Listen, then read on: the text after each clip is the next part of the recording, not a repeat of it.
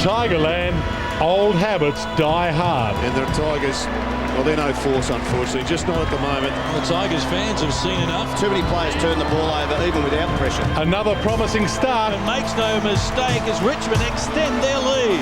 Another season slipping away. Terry Wallace would be pulling his hair out right now. The Tigers have just fallen apart. And while the Demons honour their past, some wonderful players, wonderful history, and it's also about their 150, isn't it? It's time to embrace their future. It's going to be good. I know it's going to be hard work. I've got no doubts that we're in for a fair fight.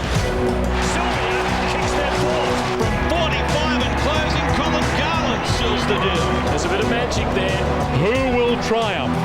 The yellow and black? 4 goals in 8 minutes. The Tigers are rampant. Or the red and the blue? And the Demons playing as though they haven't stopped believing. Live on Fox Sports, it's the Tigers and the Demons, and this is Sunday Night Football. Welcome back to the Telstra Dome. The Demons about to break through the banner and hoping to start breaking away from wooden spoon favouritism. The new beginning for the Melbourne Football Club with the change of chairman last week. And for the Tigers, a win today, and they might be a win outside the top 8. Last season, after 22 home and away rounds, there were 3 wins and 1 loss. Right now, Richmond, 3 wins and 1 loss. They can better last year with a win today. Let's have a look at the lineups, gentlemen. Well, the Tigers have made 5 changes, the Demons 3, a few injuries and a few omissions, but it all comes down to matchups. And the Demons are going to have to get some goals out of irregular goal kickers. Miller up forward, he is one that desperately needs to get on the board. Lynchy, and I think that Hyde has got a very big job, whether it's on Brett Green or McLean. I think he's just got to lock down on one of their midfielders. Certainly will have to have a big job. Delidio through the midfield with Simmons looking to get back in some form. Obviously, Foley's a quality player. White, Jones was in some good touch again last week, so he'll be looked to probably one of those goal kickers. Green is a talented player, but he's going to have to lead the way with some goals. Wheatley is a very good defender and will be looking to hit some targets as running through the midfield. Schultz at full forward becomes important if Richo plays up on the wing. Simon Young Garland has been a terrific player and a great inclusion for the Demons, and they'll be looking to get more work out of him today. Patterson, the backup ruckman, amongst some runners, and pretty much all runners, and a little bit of age and experience on the bench for the Demons. 200th game for Nathan Brown today on the ground where he broke his leg. Horrendous break. That was back in round 10, 2005, when these two MCG co-tenants met here the last time. But a magnificent milestone for him. And another injured player on the way back as well, Aaron Davey, coming back from a hamstring. Very, very important player for the Demons. Well, he is. He's one of their genuine match winners. Wanamiri's another one, but he's only a kid, hasn't even played 10 games just yet. But this bloke is capable of tearing the heart out of any defence, Alistair, and he's going to have to be locked down on. Well, on screen there, I think that's going to go a long way to whether, if these guys can play well, that's going to go a long way to whether Melbourne can win the game. Got to kick some midfield goals and some forward crumbing goals. 12th versus 16th on the AFL ladder. That's how the bookies see it. Richmond, $1.35 favourites today, and there are the under 39.5 and the over 39.5 odds. Reasonable crowd here in at the Telstra Dome, and the bounce of the ball straight after this break.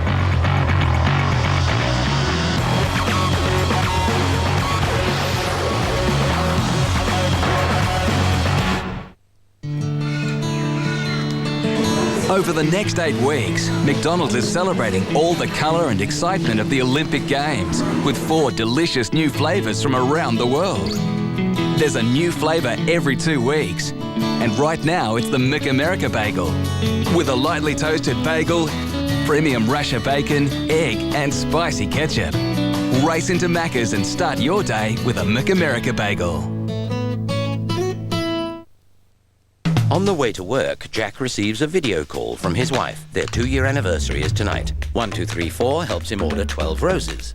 He tells his Foxtel IQ, his other date for tonight, to record the footy. Jack's first meeting is moved to a cafe 4 streets from him. Problem is, he's not sure where it is. Good news. With Where Is on his next G Mobile, he now knows. Stay connected in more ways with more coverage than any other 3G network in Australia. Visit a Telstra shop today. Discover the history. A builder of character, a builder of men. Remember the legend. See the treasures. 1967. Hear the voices. Oh, a beautiful kick. Relive the moments. Experience the passion. League of Legends. 100 years of rugby league is on show. Fox Sports in Australia, get off your seat, get up and look at this. Oh, look at this. Side by side. This is superb. Brilliant stuff. As they go, let's go racing for 2008. World Superbikes. Here comes Bailey. Round 7 from Germany, 7:30 tonight. Live, Fox Sports 1.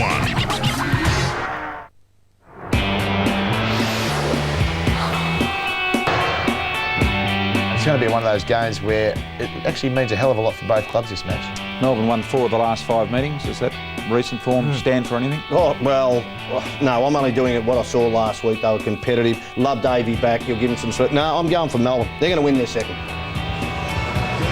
Brian Taylor, 7:30, Thursday nights, the footy show about footy with all the teams and the ins and outs. Don't forget it on Fox Sports. Toss of the coin.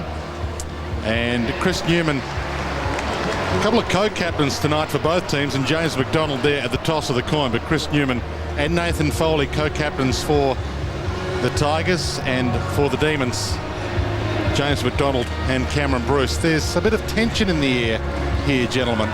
Can you feel it? Well, there's a lot riding on it, especially for this team here. It's been a very big week. Fair effort last week. They want to come out here and set this ground alight and really take head on the Richmond side, who have been down in recent weeks. Haven't had a great year, but have shown enough to think they should win this game, but it'll be a very interesting contest. Lee Colbert's down on the banner line. Lee, can you feel it? Oh, definitely. It's starting to get going now.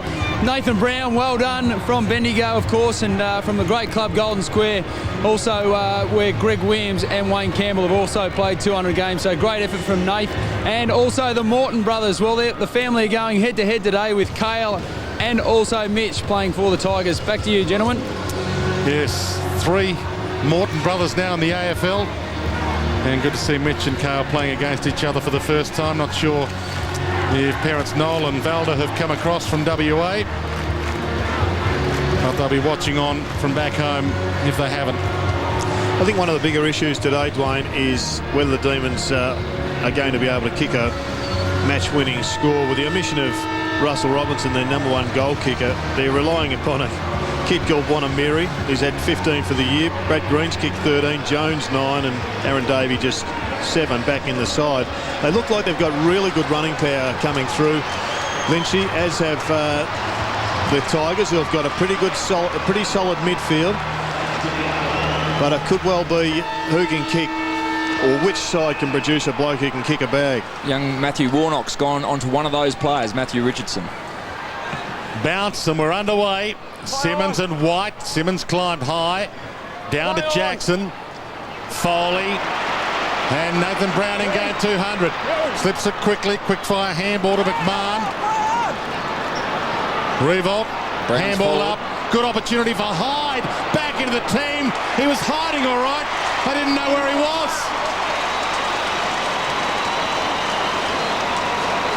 There's a bit happening off the ball, but that's a disappointing start for the D's. Great start for Nathan Brown in his 200th game, and he started up in the midfield, and he's certainly got the fitness base now to spend a lot of time through the midfield. We know he can kick goals, but it was a very good start. A lot of run out of the centre, and for young Hyde back in the side, just the start he needed as well to get the confidence up.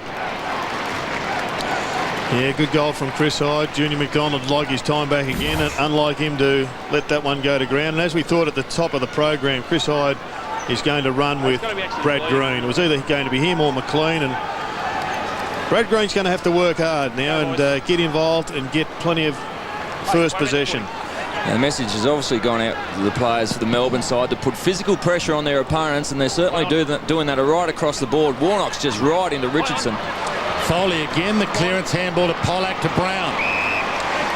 Jackson running with Nathan Jones. Saw White slip in the centre. It is slippery in the middle, and he slipped at that ruck contest. McMahon, with his head shaven this week, runs inside 50, launches a long ball across the face. Greg Stafford shaved his head this week. It's part of a Richmond thing that they do. So he looks a little different this week, Geordie McMahon. And the flowing locks there for quite a while. Just saw Matthew Richmond, who is starting on the wing. He's pushing very hard forward inside 50, and that's where I think most Richmond supporters would like to see him end up. Wheatley, Bartram, McLean, and then a sloppy pass from McLean to Sylvia. Sylvia was one of their better players last week. In fact, it may have been his best game ever for the Demons. Kicked a number of goals, and he's one player that will need to be significant today. Yeah, 3 goals against the Magpies, and you're not the only one who thought it was his best game of his career, Colin Sylvia. So free kick, umpire Sean Ryan. The umpires tonight, Damien Sully, Matthew Nichols and Sean Ryan. So Newman. Oh, it's a good lead up and a good kick. Getting a bit of it early.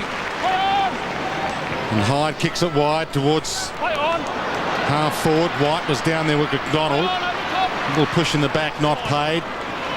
Green, a wobbler. Richard Tambling should get there. Does. Balanced it on one hand and hits the target. Brown, another possession. Spears it inside 50. Green got there. Hyde fights on. Hyde goes back in and gets it. Bobe was over the top of him. Ball still alive. Tackle made by Deledio on Wheatley. Good start to this game. Let's just have a look at this little bit of magic here from Richard Tambling. Just gripping it into one hand and spotted up Nathan Brown. They're off to a fly here, the Tigers. Melbourne have to just hold firm for this few minutes while the emotion drains out of the game. Umpire lets play go on for a second or two. Uze on the bench for the Demons, along with Cale Morton. Davey started on the bench as well. Bruce tries to get his way through traffic. Had an arm held. Somehow found Warnock, who finds McLean, who finds some space. As he comes out. It's got Johnson short. Needed to be good, and it was. Paul Johnson marks. Green. Usual firm. Bruce. Johnson doesn't go to full forward, goes to Sylvia. Had plenty of it. McGuan just knocked it away at the last second. Sylvia back in. Good hassle. It was thrown away. Sylvia gets the reward. Well, Dean Bailey will be very happy with that. Not the sort of spilt mark, but just the way his second efforts to lay tackle, put pressure on the ball carrier. In the end, it was an incorrect disposal that was awarded to Colin Sylvia. Chips to Bruce, who gets away from Tambling. And they're two of the players that have to be involved in the forward 50. You just think they are going to have to kick multiple goals for the Demons to have a chance to win this game. Haven't got the big power forwards, David Neitz, Russell Robinson, out of the side with injury. This man, a beautiful kick of the football. Just needs to slot this one, get some confidence up. He's kicked 5-4 this year, Cameron Bruce. Edging towards the 200-game mark of his career and brings it back beautifully. Superb kick. Demons are on the board. Well, you just have to pay credit to Colin Sylvia. I think his harassment and tackling were essentially what set this up. And here it is on replay once again, just not giving away the free kick. And there was a little give, which was illegal. Pretty dumb stuff when you're that deep in defence. And out of that fiasco, as far as Richmond is concerned, comes Melbourne's first bit of gold.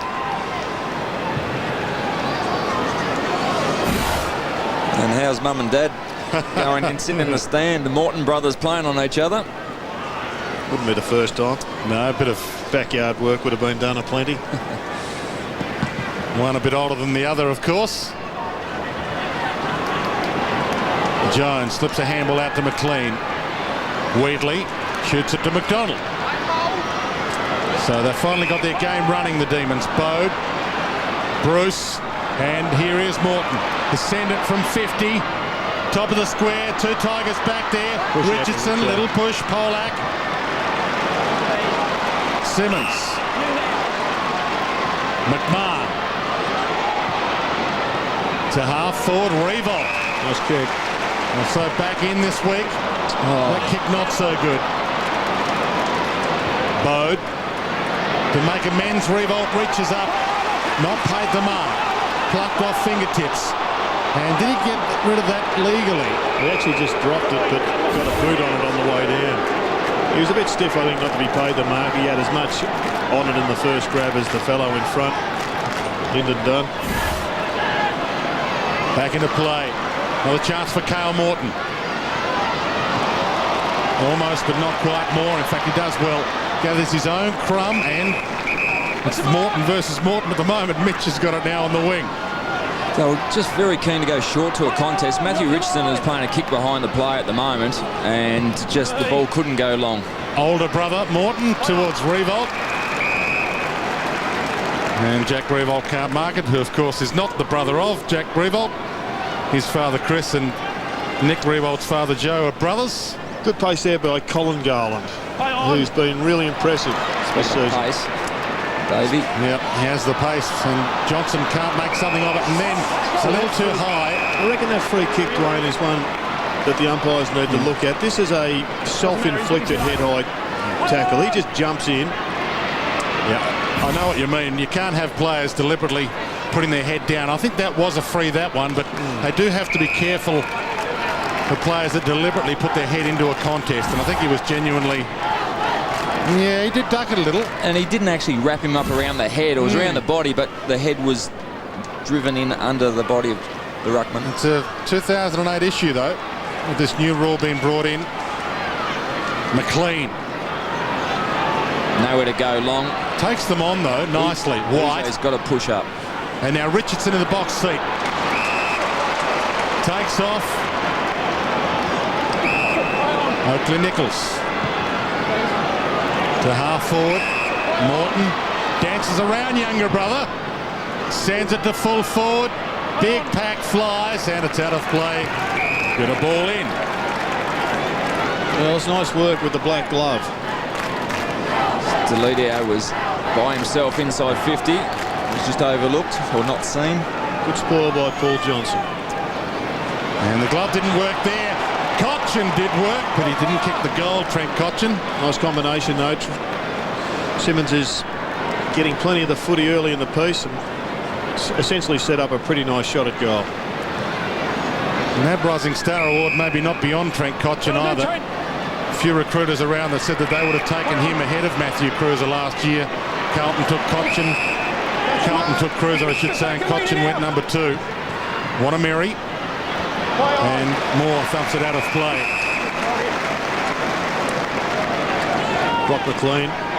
Plenty of disposals early, and that'd be registering in the box for Terry Wallace. Simmons again. Couldn't find Jackson there has moved on to him. Teammate. Jackson wrapped up by McLean, so we'll get another ball up. Directing traffic, Brock McLean. Give us some room, guys. Big pack around this ball up. Played 10 minutes, opening term. Simmons again with the reach. Brown off hands. McMahon. Cotchin got the handball away, didn't hit the target. Morton made it okay. Back to Cotchin. Ridden a little by Dunn. And now he's over it. Get a ball up. Didn't get his back, he went forward. One-on-one contest right around the field, except for the Warnock-Richardson one. Both players are playing loose in defence. Richardson's obviously getting on his bike when Richmond take possession and running forward. Johnson, Wanamiri, Morton. Gee, Jones has got some room. He was heading to the interchange bench and he lucked out. Lucky he turned around. Uze, who started on the interchange bench, marched 50 out. Beautiful pass to a leading target. Young Uze might have got there, but this is the more mature version. 30-year-old Uze. Can he give them the lead? Swings it out. Stays in play and thumps through. Behind. I think it was going to be very difficult for Melbourne to take a mark in that sort of situation. Richardson, Simmons back. 15 players back in defensive 50 for the Tigers. McMahon straight down the middle to Schultz. Made the commitment and got there. Little bit of mud on the number. Morton. McMahon. Brown. Good movement. Hyde. Back to Schultz where it started from. Looks around and says, I might go the whole way. But he misses. Thanks, Jack. Back a few, mate, please. Starting at full forward. Jay Schultz and leading out. Richardson starting on a wing if you've just joined us. McLean bounces to the wing. I reckon it's pretty clear early, Alistair, that the running power of the Demons is going to be a significant factor in this match. Yes, they're working very hard when they take possession and trying to beat the likes of Matthew Richardson into the forward 50. Green thumps it high and long. Davey jumped from 40, couldn't get there. Uze kicked it out of midair. Misses. It would have been a great goal, but a very low percentage, I think, from the Demons to go long to that contest. It's going to take something very special, like an attempt like Uze's, to go through for it to be effective. Richardson, a 10-metre kick to Cochin, who takes off even though not called to play on. Revolt. Lively start this. Newman to the goal square. Getting back, Foley and Schultz, and Frawley was there. It's kept in, and they might get out of trouble here with a rush behind.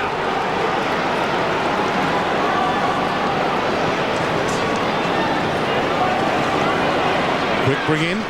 White. Green. Yours. Short and sliding into a Clint Bartram. Right out of the back. Running with Cochin. Big task, but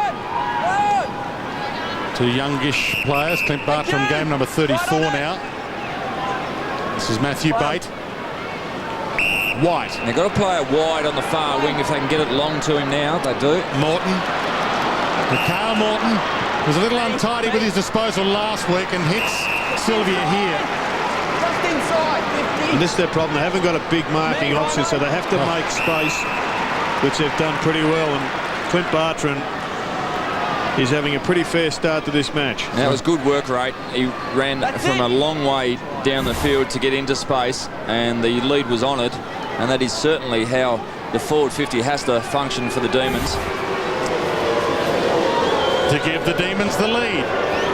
Halfway through this opening term. Awesome kick. Straight through the middle. Melbourne in front.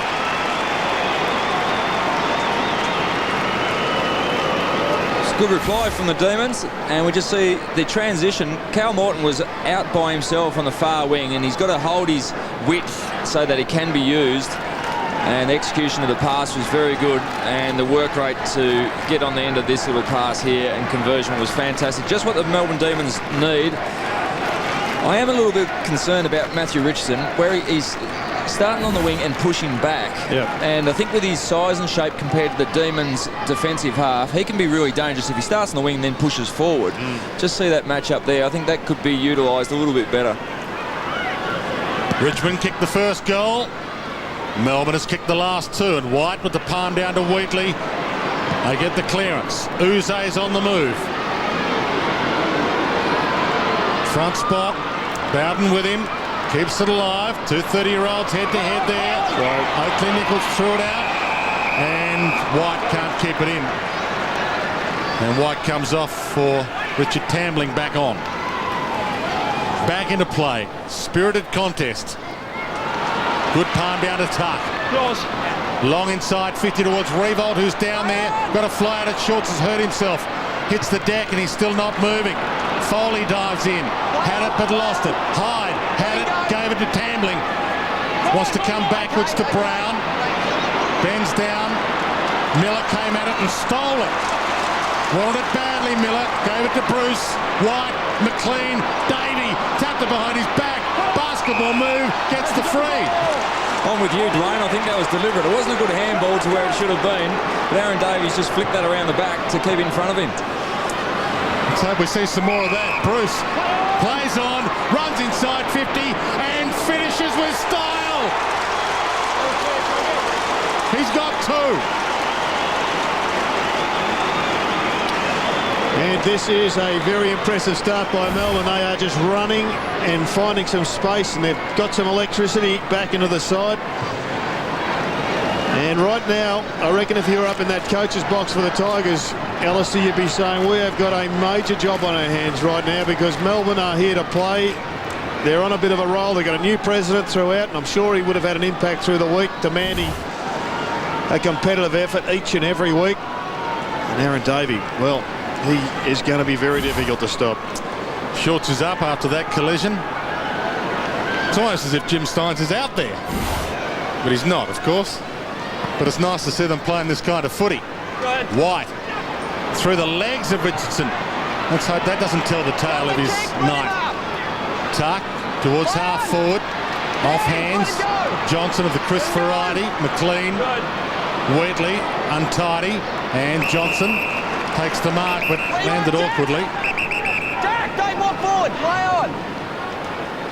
Play on. McDonald. Yes. McLean. I want you to keep your eye on the bloke about to mark this one, Lynch, and give us your expert view. You're a great fullback in your day, and I reckon this kid Colin Garland may well be the fullback for Melbourne for a long time. Well, he's got the athleticism. He's about the 6'4" mark. A fine build at the moment, but he certainly, with a couple of good pre-seasons in the gym, can put an extra few kilos on. So it'll be interesting to see his development over recent times. Well, he gave it back to him just so you could have a look at him. That's right. So his disposal is here. And pretty good from the fullback for the next 10 years.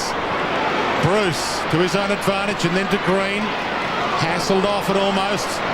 Moore gave it up, and dumping, almost spearish tackle. We'll get a ball up.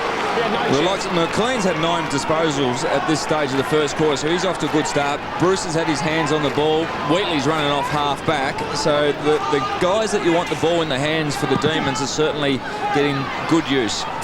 Ball thumped towards the boundary line. Obviously Neat's not playing, but Cameron Bruce is captaining the side, co-captaining with James McDonald. But the man who's almost captain out there at the moment is Brock McLean. He probably officially had the captaincy. He found more car trouble than Mark Webber over summer. A couple of indiscretions, and he'd probably be captain if not for that. Foley bounces along, good chase. Got the handball up. Play on. Kick half smothered, but it ricochets to Brown. Well, they needed Foley to get into the game. That was only just his third possession. Delidio's also just had a couple of handballs. Tuck, as we saw there, may well have been swung on to McLean. He's had 3. Hyde's had 3. So the midfield, they haven't got a dominant figure there. Nathan Brown's had the most with 6 possessions. Mitch Morton waxing with his brother. He's had 5. Nathan Brown from 50. Normally his forte. Misses. Had an accurate year as well, Nathan Brown. 19 goals, 9 coming into this game. 19-10 now. Wheatley sends it wide, and Morton's away. Kale can run. Sylvia, who went to last time, is the target this time. McGuan, thump down. 3 on 2. Kelvin Moore, one of the 3. Can come back to Delidio. Nice play. Oakley Nichols with the half volley. Back into the team this week. Oh, that's a little untidy. That was a lot untidy. Sylvia. And McLean. Caught by the wing. Good tackle. Slung. Got rid of it. Sylvia. Jones. Inside 50. Davey. Well, I think Terry Wallace is in a position right now where he may need to just block up this back half for the last 5 minutes. They're on fire, the Demons.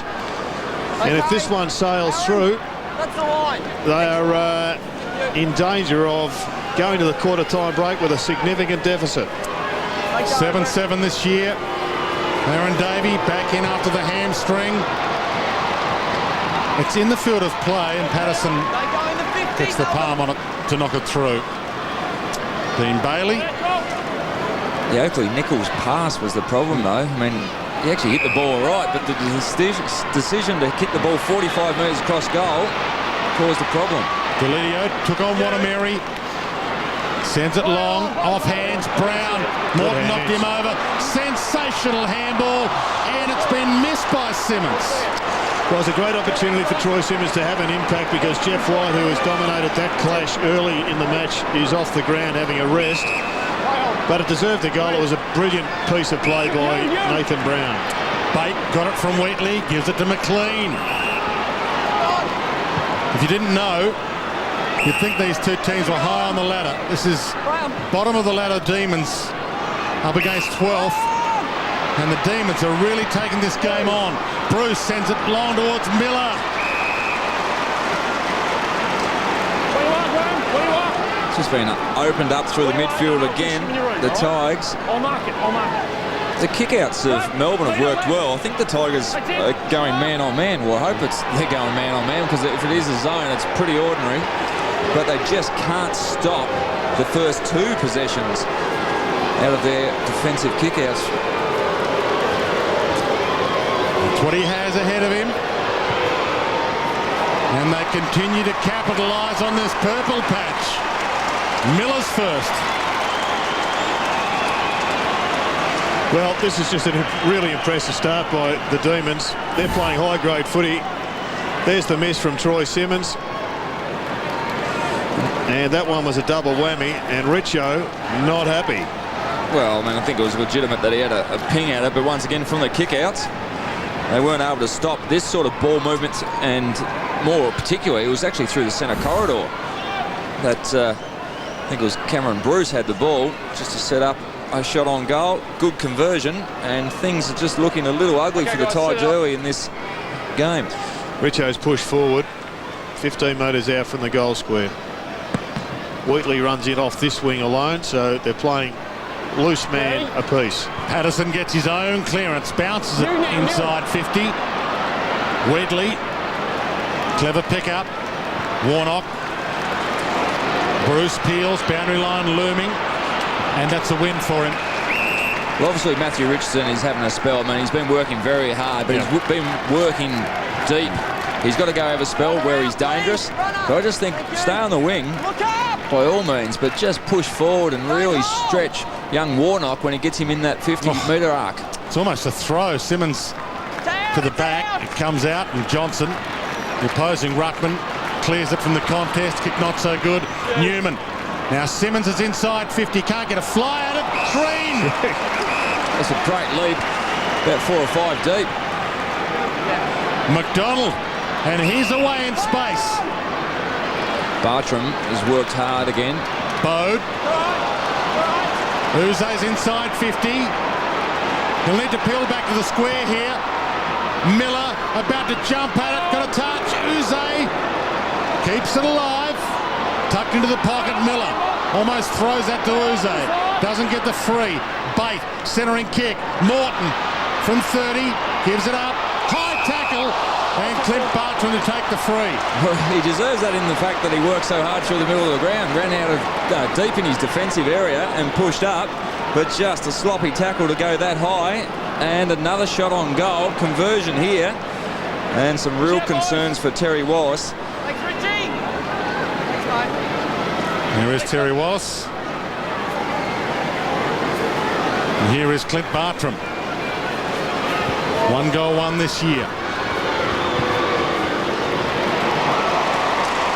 Not a massive amount of Melbourne fans here, but you better get here soon. That's Bartram's second goal. Just see the tackle here. Just gone too high. Just had to go low at the hips and pin the arms at the same time. And that's a skill error. Something that AFL teams train on an enormous amount with the tackling these days. And that's just giving a go away. One of the areas where Richmond are winning is these centre clearances. It's something that the Demons need to address. Okay, guys, don't push each other in. Ready, Rux? But right now, it is just... You just couldn't believe that this side is on the bottom of the ladder with just 1 victory. They are playing top-quality footy. Jones almost with the clearance. Cochin stole it, gave it to Morton. Richardson, and good reach, good hands. That was a gully catch. That was a beautiful hands. There's some decent traffic around him too. He's not coughing at all. He's looking to give off already. 45-degree angle. Just got to go back and kick through this one. But that is great hands. And that's why he's so dangerous in the forward 50. You mentioned how much he works He ran 18.3 kilometres and kicked 4 goals in the 30-degree heat at Subiaco in round 4. He can run himself into the ground, but they might need him up forward to kick goals like that. Well, it was a superb individual effort by Richo. It was a magnificent mark. And it wasn't an easy kick. He wouldn't have kicked it almost in any other part of his career. He's just in sensational goal-kicking form, very confident, very relaxed in front of the big sticks. That's a good reach. That's a great reach. Warnock was there to put body pressure on. Wasn't good enough, and that's a great sign for Richmond and the Tigers. If he's slotting them from that sort of angle, his confidence can get up. Nice replay of Trent Cotchin too. Under pressure, had the poise to be able to find the target. 31 goals, 18 for the season now for Matthew Richardson. And the late goal for the Tigers. 1 minute 30 left on the clock. Clearance here, ultra important, as it always is, but with 1 minute 30 in Richmond, a little bit of momentum. They get the clearance. Deledio, Jackson. Revolts down there, and Patterson from 4 deep thumps it down. Keeps it alive. Johnson rolls it. Will bounce unkind for Bartram. Richo's in the goal square by himself. Oh, he'll get this. The cavalry comes. Richo marks. It was actually a great mark in the finish. He protected himself really well. Lifted the knee up. Didn't do it illegally. Courageous effort by the Demons' defence, but a top quality kick by Foley and a top quality mark. Richo was waving his arms frantically until he was spotted. 2 goals in 20 seconds for the King of Richmond. Just gets back to centre clearances again. Melbourne have been supreme in almost every other department of the game, and yet they've allowed the ball to leak out too often for centre clearances, in particular the last 2, which have allowed Richmond to just gather some momentum before quarter time. And we saw the first 2 centre clearances went Richmond's way as they kicked an early goal. So very handy goal for the Tigers just before quarter time. Brock McLean has come back off the bench. I think he was on the bench and he's just slotted into the half-forward line, so he's being picked up by Kelvin Moore. Simmons and White.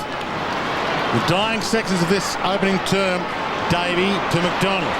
He's got no caught by Cotchin, picked up by Jackson. Where's Richo? Can't get a jump at it. Revolt does. Down to Morton. White hassled him off it. Seconds tick. Johnson. Oh, hot. Bartram dragged down. Only a free here will cost Melbourne, and they don't give one away. It is quarter time, and it's been a cracker. 12th versus 16th on the AFL ladder. One team playing to keep its finals hopes alive, another playing to get off bottom spot.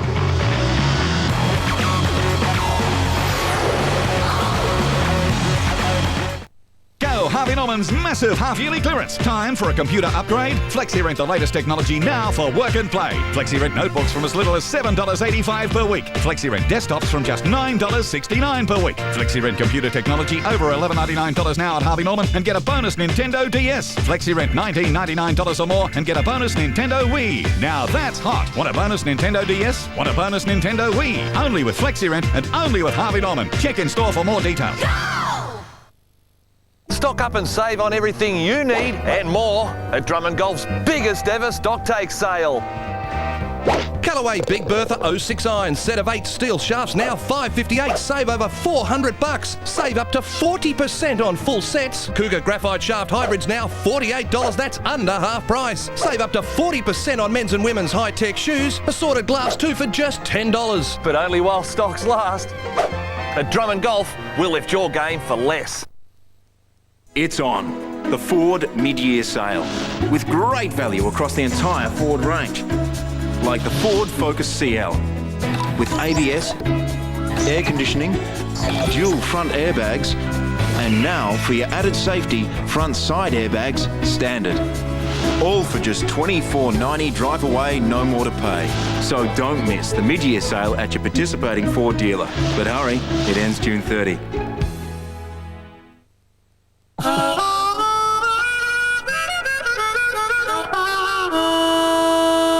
That's the Jim Beam Bourbon Blues. Now let's try it with a little zero sugar cola.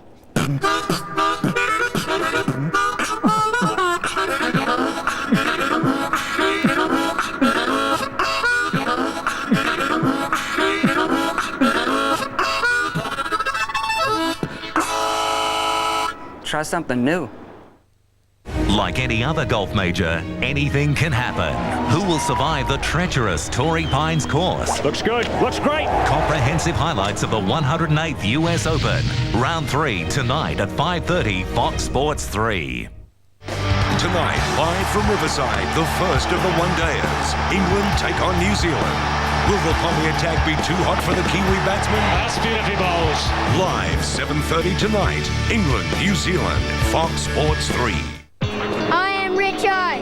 I'm Jonathan Brown. I am Sean Higgins. I'm Gary Ablett Sr. I'm Gary Ablett Jr. I am the great Ron Barassi. I'm the Wiz. I am Nick Rewards Curry. I'm Daniel Kerr's Blistering Speed. With 4 live games every round, replays and classic matches, you can see all your AFL heroes in one place this season. Fox Sports AFL.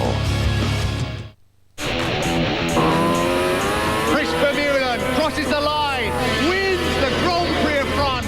My mum didn't want me racing bikes. Oh, yeah, go check that. Oh, look at that. Wow. But my dad did. Look at this. This is superb. Don't listen to your mother. MotoGP. Every class, every round, live from every corner of the planet. Live life in the fast lane. Watch MotoGP on Fox Sports.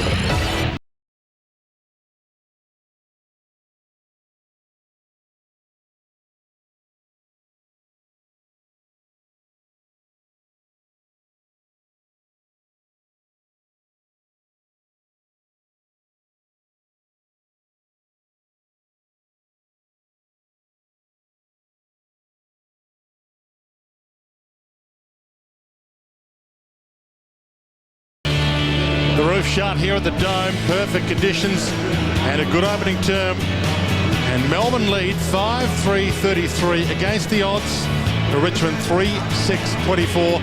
2 late goals for Matthew Richardson for the Tigers. Bartram 2 and Bruce 2 for the Demons. Brad Miller, their other goal scorer. And there are the numbers, guys.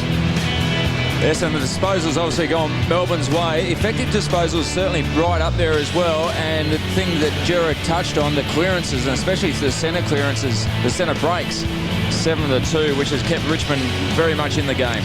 But it's a midfield that's a big concern for Terry Wallace, with Bruce kicking a couple, and also Bartram, who was tagging Koch and also going forward with a couple. But it did turn around with Richo going forward on the boundary line to chat about it. Lee Colbert. You're right, Jared. It was until the 23rd minute mark he actually did get going. He was outstanding. They pushed him forward. He started on the wing on Warnock, and this is where Richmond can get hold of the Melbourne Football Club. There he is taking a really good mark, and it's just such a hard matchup with plenty of space, and you'll see that in the second half. He'll certainly put a lot of pressure on the Demons, no doubt. He's a clever player, and they've just got to get the ball in quick to him, because he will do the job for him today. He could have a big day out, can Matty Richardson. Well, there he is starting on the wing again. No doubt he's going to do the same. Part wing, part forward, but he was the man to get them back. But the big news in footy, Dwayne, is that the Blues are in the 8. What a result, 17-17, 119. Big victor over Collingwood, 12-17, 89. Is that good for football, Gerard? Oh, of course it is. Not that flash for those sides trying to get into the 8 now, because they've now got somebody 2 points in front of the Kangaroos. Amazing scoreline that, as this is. Second term underway, and immediately a takeaway. Wheatley on the end of the handball. Slides it inside 50, but it's stolen by Polak, and he runs. Deledio. Runners peel off for him. Shoots it back to Foley. Bartram running with Deledio, the 2-3s. McMahon. Moore. Simmons has got out by himself as well. And can he play on? He gets it. He runs. Just needs to hit a target. It's Richardson. Got there. Couldn't scoop it up. Hyde. And he's hurt himself, Richo. Hyde slips the pass toward Richo. Can't get up in time to lay a tackle. White. Bruce. Wanamiri. Held up. Hasn't seen a lot of it just yet. Austin Wanamiri. Bruce. Problem for Richmond. Cameron Bruce is just having a field day. Frawley. And he uses the ball so well. You just can't give him that sort of space and that amount of ball. Just Wheatley.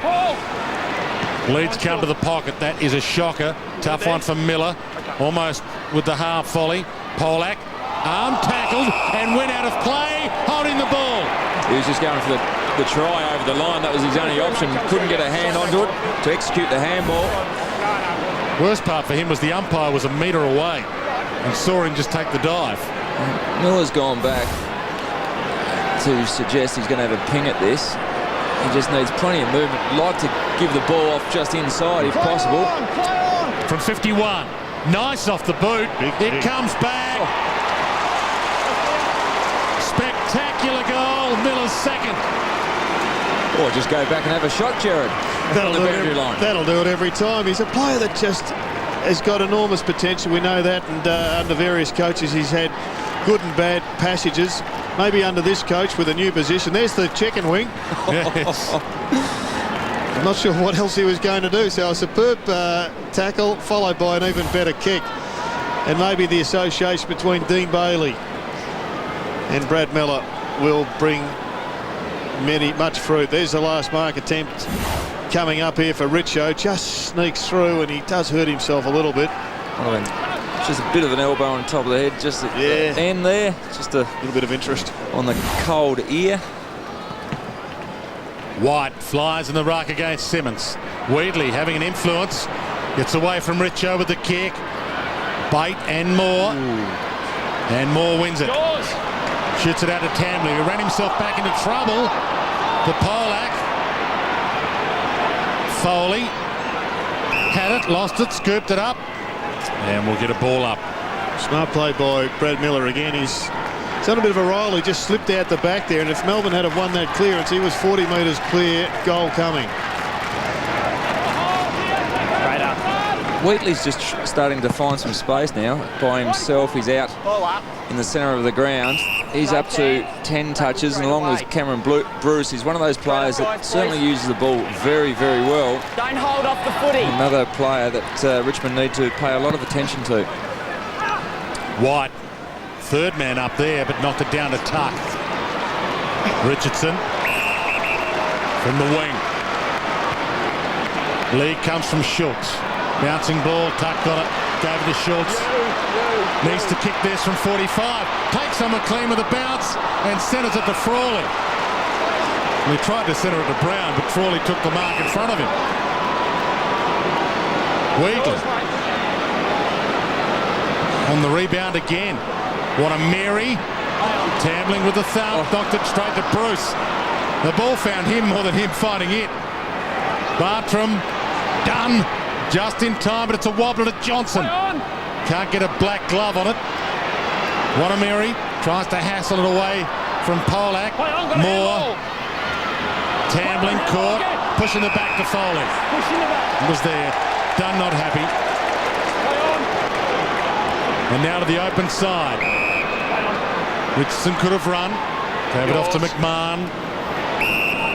Simmons, of course, started his career, Troy Simmons, with the Demons. 39 games for Melbourne before heading to Fremantle.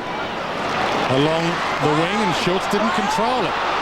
Everybody here thought he had enough of it. The umpire, the important one, didn't.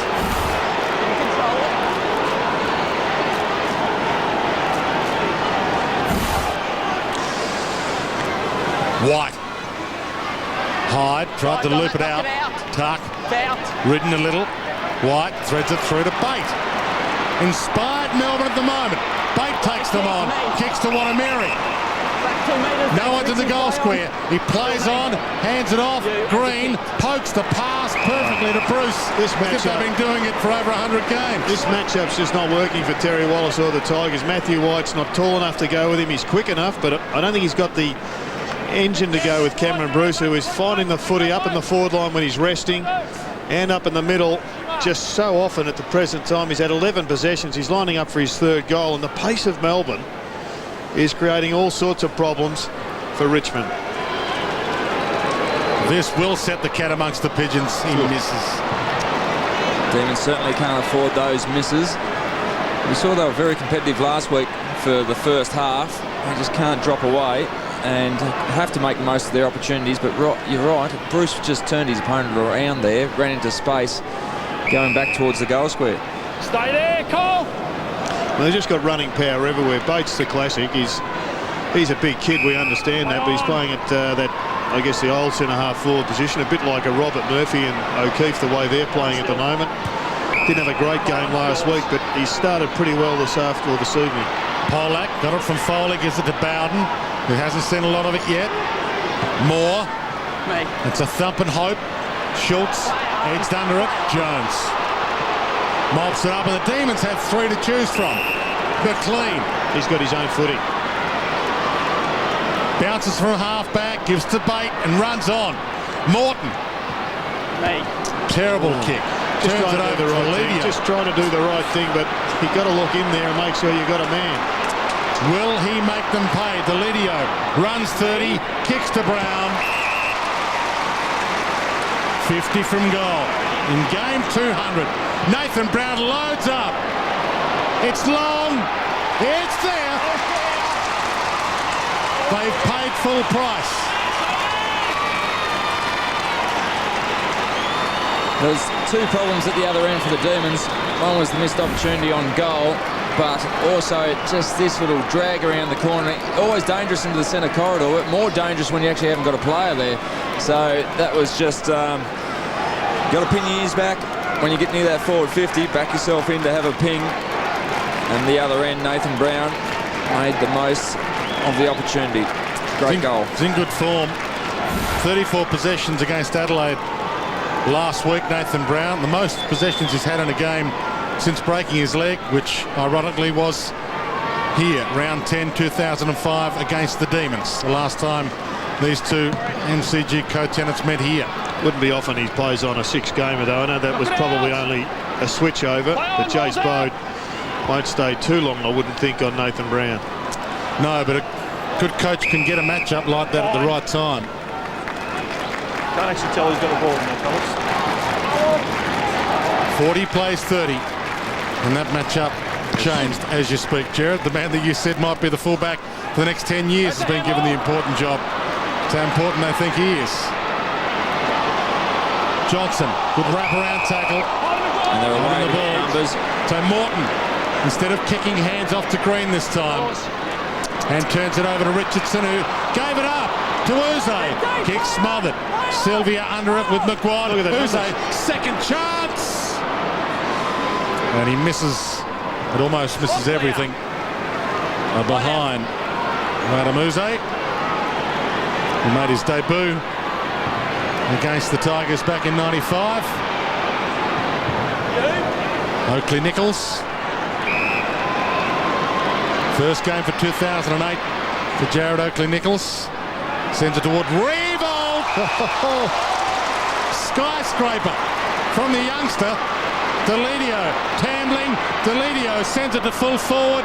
Low trajectory kick and a super mark to Troy Simmons. Amazing passage of play. Young Jack Revolt, that was a good catch.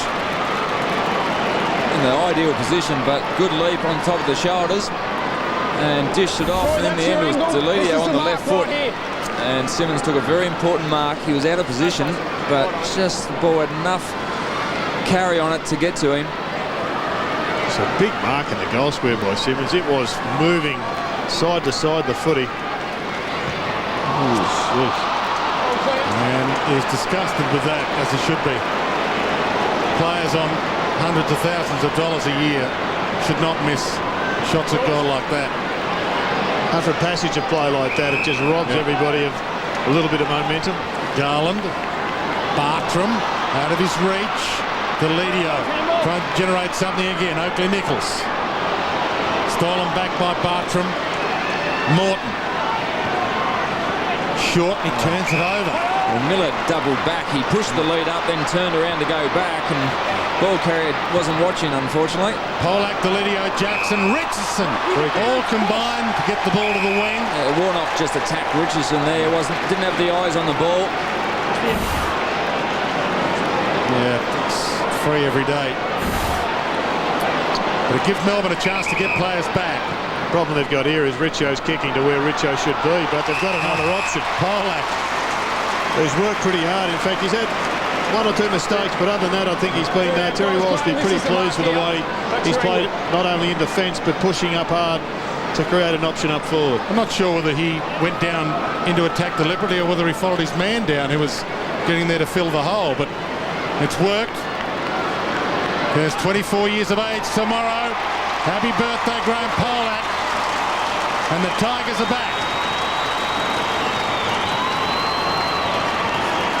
Well, they're really trying to stretch Melbourne now up in that forward line with Simmons down there. Richardson's gone down. We saw Polak run down with your man, Dwayne. You're spot on, it looks. There he is floating across the pack. And that is one they absolutely needed.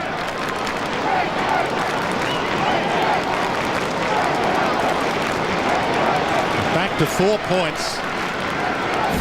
All 22 games in his first season at Richmond last year. Graham Polak in a good pickup. Early draft pick originally, picked 4 in that super draft behind Hodge, Ball and Judd, so came into AFL footy with some good credentials there. Let him go! Jones trying to sweep the handball out. Deledio having a big influence in this second term. Nathan Brown stays down. Richo manhandled. Crowd saw it. They yelled and screamed. That won't be allowed. Oh, maybe it will be. Every Melbourne player stopped. It'll come back. Well, they're on top at the present time. Richmond, by virtue of the stats, they've had the ball 41 times to Melbourne's 35. And they're getting plenty of drive from Kelvin Moore across the half-back line. Delidio's had a lot of it, 6, and Polak also with 5 possessions.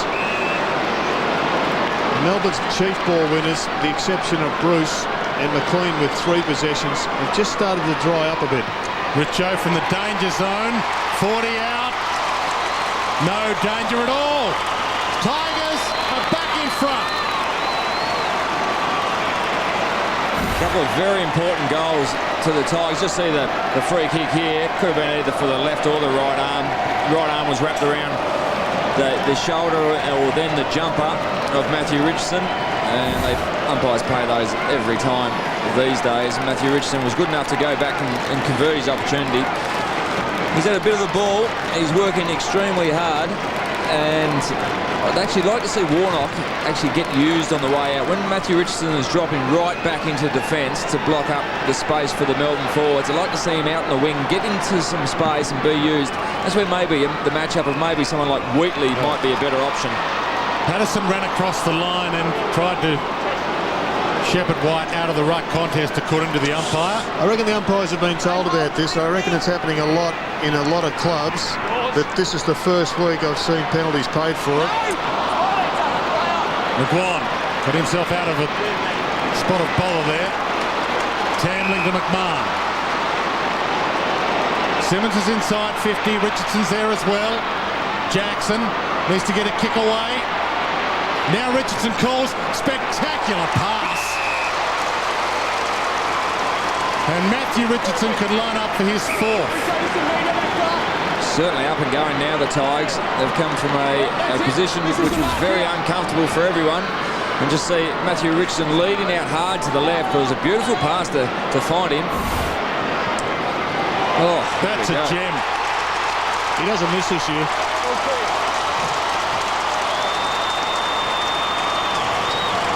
He's confident. He's marking everything that comes near him. And he's very confident that he's got the right matchup now deep into the forward 50. He's spending much more time in the forward 50 and he's just slotting them from everywhere. But the youngsters are starting to come into the play for the Tigers. And that's outstanding ball delivery by Daniel Jackson. Well, Jackson's got right on top in his matchup. Tongue out for Richo. He's playing on Nathan Jones, and he's kept Nathan Jones particularly quiet in this term. Just the one kick and one handball to Nathan Jones. 34 goals for the season for Matthew Richardson and the Tigers. Owning this term, Deledio continues to get plenty of leather. Umpire will need to ball it up. Didn't dive on it. Straight up. Thanks, fellas. Straight up. Thanks, bro. Davey getting some work on that hamstring. Hopefully it's okay. First game back. Straight up. Look up. Don't block. Maybe just precautionary. Got a spare man in defence. Calvin Walsh just dropped off this pack. White to Jones. Me. Wanameri up forward, but getting there first, Chris Newman.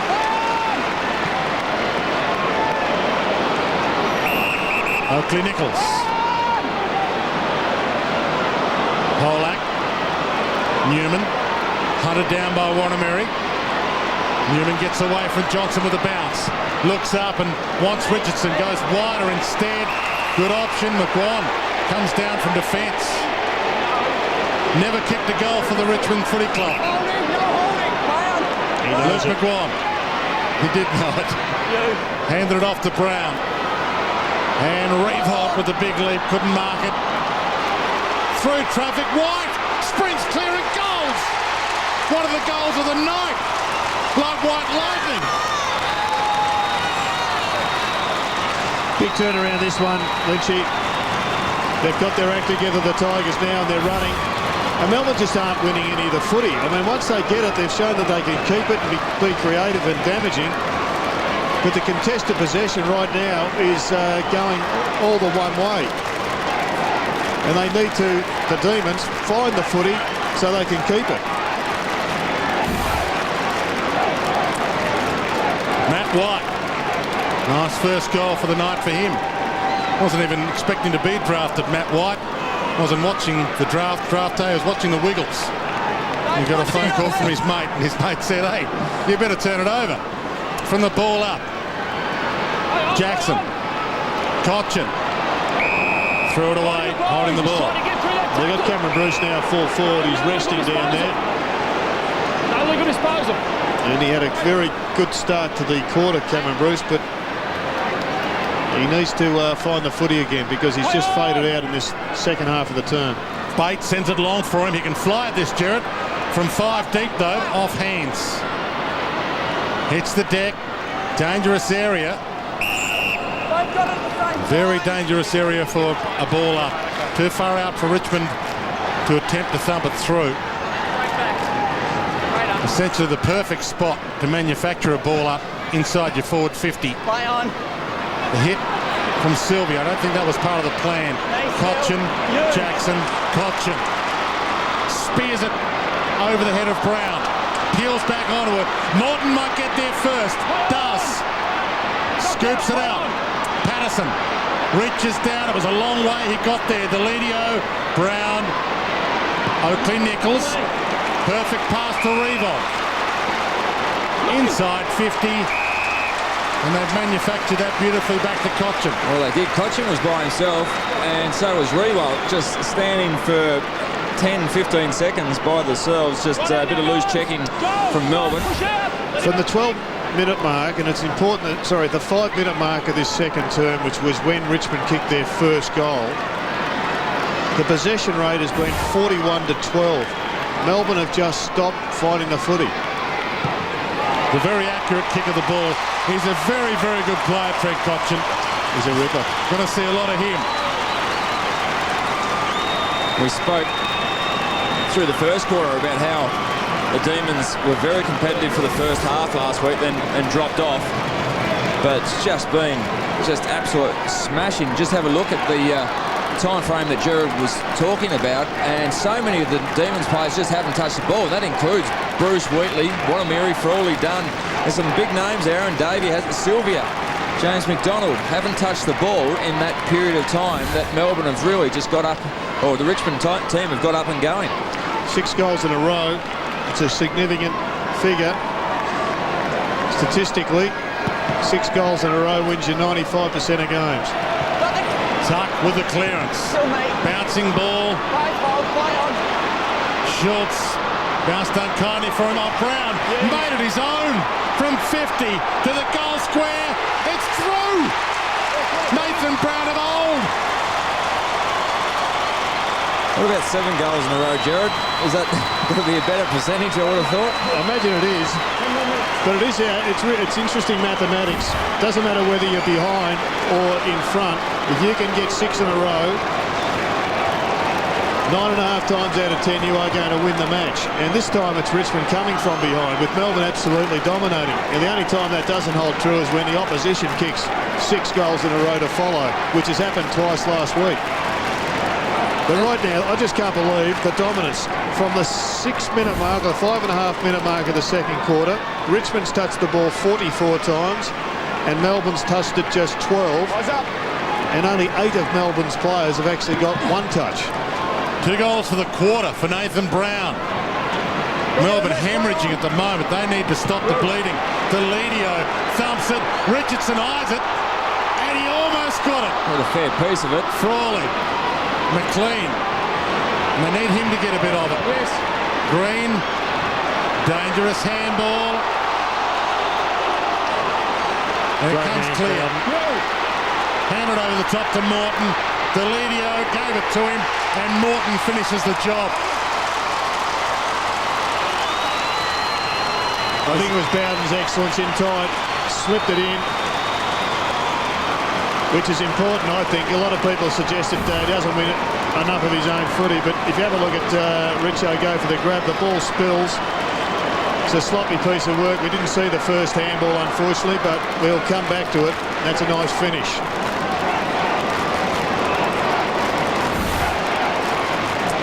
Talked about both Morton brothers being out there. Mitch, of course, taken by the West Coast under the father-son rule. All 3 boys were expected to go to the West Coast under the father-son rule, but then after Mitch went to the West Coast, the AFL changed the rules of qualification.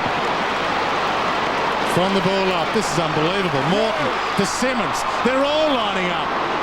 And Richardson knocked down outside the goal square, plays to the free and has a laugh. Fun Richo rather than angry Richo today. Wheatley, nice grab on defensive 50, and he holds it in the air as if to say, let's just all play with the ball for a little while and slow this down. Wouldn't be a bad idea to just control the tempo. It's been a runaway train the other way. Too late for that. I mean, the problem is that nobody could slow it down earlier because no one had the footy. Well, you've got to get it first to slow it down. Well, it is amazing. I mean, the Demons have been absolutely outstanding up until this 5-minute mark of the second quarter, and almost as if someone's turned the switch off. Frawley. Wheatley got a hand to it. McGuan, boundary line there if he wanted it. Gave it up to Wheatley. Foley. And just keep taking the game on, the Tigers. Bowden. Tuck. Can go back to McGuan. Sits, waits, and found it. And that's essentially, Jared, why Melbourne is bottom of the ladder with only 1 win for the season from that round 7 game against Fremantle where they came from the clouds. They've spread so well. Quarters. Spread so well in this instance to find players ball by themselves again. Schultz. Richardson is in position 1A. Didn't hold it. Oh, he's not fighting on for it either. He's looking for the umpire to give him a spray. Well, one of the things that has changed is that Richmond went much taller in the forward line, and they've tried to stop pinpointing passes. They've belted the ball in there and put Melbourne under enormous pressure. To Richo's defence there, he had that until he had his arm grabbed. So it was either a free or a mark. That's a throw. Or quick hands. Strife here. Maybe they need a break to go their way, Melbourne, at the moment. Well, they certainly do. They've got to get their hands on the ball. I still think they've got to slow the tempo of the game right down and just work on actually getting the next goal. Just Richmond are playing on every opportunity at the moment. They're full of confidence and they're hitting targets. Johnson kicks it out of play on the full. And there's the flip side. low on confidence. And that's the hard part. Do you work on getting the next goal or just not conceding it? Brown, inside 50, Revolt. They might concede it. Jack Revolt. Played soccer till the age of 12 years of age. Jack Revolt, and then saw his cousin Nick become a star. He thought, I might play footy as well. He inspired him. And he is growing as a player. Just 19 years of age. His dad was a good centre-half forward with Clarence for many years in Tasmania. And he sprays it a little wide, out of play on the full. His father Chris, you saw a bit of him, didn't you? Yeah, he used to play against Chris, and as I say, he was a good centre-half forward. It's probably unfair. He was very good ruckman centre-half forward for a number of years, played a lot of state football. It's a great Australian story. Chris and the four brothers, sons of German immigrants, Heinz and Helga, came over to Australia and made this country their own, and two of their grandchildren on the big stage in Australia. Morton and Morton out there, some great families involved in this game of ours. Melbourne need to get something back together, try and resurrect this 150-year-old family. Garland along the boundary line. Bruce. Johnson. 75 to 41. 27 minutes gone. Second term. Been a horror quarter for Melbourne. Garland again. Bait. So they're doing as they wanted to do. Just hold the ball up. Feel the leather. Not concede one. And Wheatley can send this long. Uze leads to the pocket. He wants to go longer. He wants to go all the way. Good kick, but Schultz on the line. All the way from full forward. Ran back to full back. Maybe they need to rest their ruckman down there, Lynchy, because they've got no go-to player, as Richmond have got Richo at the other end, or Troy Simmons, or Graham Polak. The Melbourne midfield have got to pinpoint passes, and it's not working. Well, the only goals they were able to get in the first quarter was certainly through smaller players getting into space in the forward 50. Wasn't by bobbing the ball long. Bruce to bait towards Morton, who on the third attempt doesn't hold it. Revolt and Morton, Bowden in there, shoots it out. McMahon, bouncing ball, Revolt. Patterson, almost 50. Revolt. Richardson leads to the pocket. Now he peels back, Richo. Says, give it to me to the square. Tambling knows it. Sends it long. Richardson, he's got two to beat. Can't beat them both, although nearly pounced. And Richo just telling him to be a bit more central with the pass in future, if you can, please. We've got 3-on-1 on the far wing. Got to be able to get that ball inside 50. Bartram.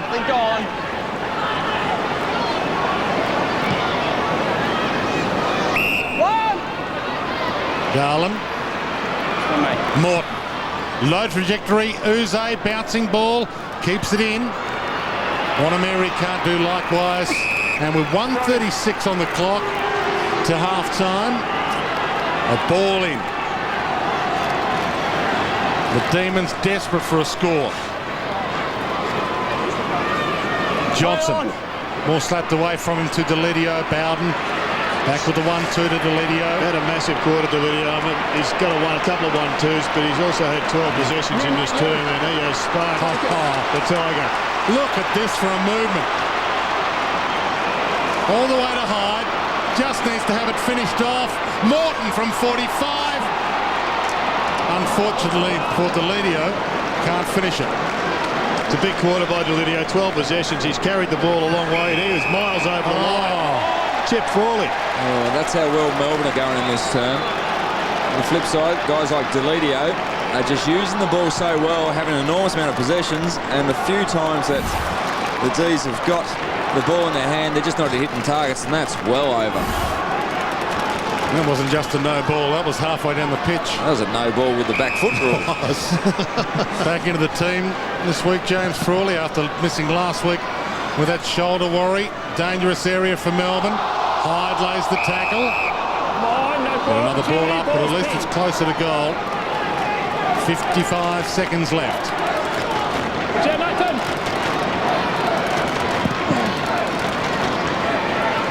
Players go up.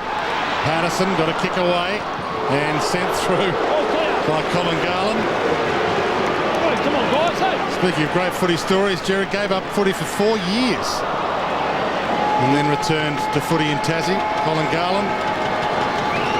What do you do for those 4 years, Don? What young boys do, Jared. Other stuff. Yours. In fact, he didn't even make Tasmania's under-18 team. He was just playing local footy and he kicked 10 goals one day and they said this kid might be all right. Well, they invited him down to under-18s. Good get by their recruiting staff. Second quarter, explain this to me, Lynchy. Melbourne have won the clearances 12-7. Clearances aren't that much of an important stat then, Jared. Not in this quarter. Well, they're the second most important stat behind goals. Aren't we told that? No, I think it's actually scores from clearances. Okay. Free kick. Discipline there. Clint Bartram. Scores from clearances give you a fair correlation with a win. But often, despite a lot of talk about clearances, they don't always tell you the picture. Have Richmond got time for a score here? Or maybe Melbourne, although Davey left it behind. Newman, trouble for Melbourne. Revolt and Mark, and there are chance inside 50. Schultz got back and took the mark in the hole and will have the last shot of the half. That's a great mark going into the unknown. Brad Miller was coming the other way and he could have done some very major damage coming through there. Probably should have. Well, yeah, I mean, at least done some. I think he legally could have actually attacked the ball hard and would have been, as a consequence, a body clash as well. His coach would be a bit disappointed in that effort. To make it a 12-goal opening half for Richmond. And a 9-goal second term. He misses, and every Melbourne fan on the planet breathes a sigh of relief, including their hierarchy. Jim Stein's there, the new chairman. Or McNamee. And there's the other side of the coin. Jubilation for the Tigers. They lead at half-time, 79-41.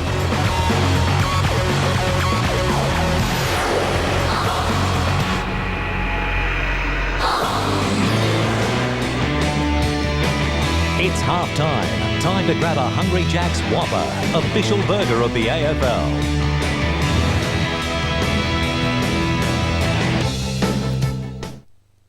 You can protect your children from getting hurt, you can detect fire with all the fire detectors, and you can secure the house from unwanted intruders with all the products we've got here at Bunnings. Security sensor light, $25.98. Lockwood dead latch, $87.45. Child safety security gate, $79. Fire extinguisher, $19.88. If you happen to find a cheaper price on a stocked item, we'll beat it by 10%. Well, you've got to feel safer, don't you? Bunnings Warehouse. Lowest prices are just the beginning. Nice. Plenty of space. More headroom. Well, it's comfy. And you stretch your legs too, which is good for big guys like us, eh? Oh, sat nav, fancy. Where am I going? Or where have I been? Reversing camera, nice. That's iPod friendly too. Hey, no clutch. What you'll appreciate most about the new generation Isuzu And cruise control is the quiet. The new generation Isuzu, the next generation of trucks. In a future ravaged by war, one man has the world's military under his control. The system is mine! And only one legendary soldier can stop him. This is my fight.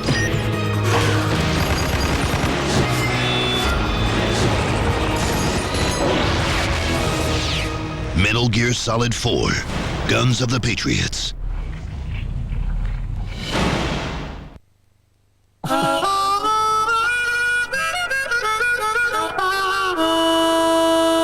That's the Jim Beam Bourbon Blues. Now let's try it with a little zero sugar cola.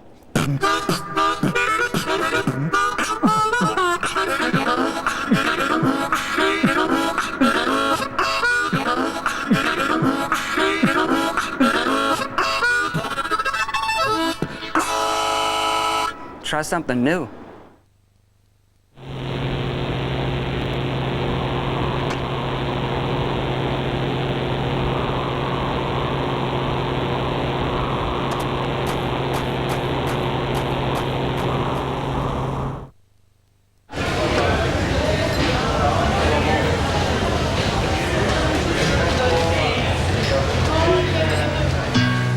Say hello to mornings at McDonald's.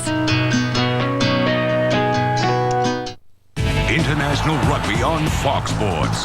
The next generation of stars pull on their nation's jersey for the IRB Pacific Nations Cup. For 6 weeks, Fiji, Samoa, Japan, Tonga, Australia A and the New Zealand Maoris crisscross the Pacific in a battle of the islands. What a great try! See International Rugby's rising stars take to the field. The 2008 IRB Pacific Nations Cup this weekend, exclusive to Fox Sports.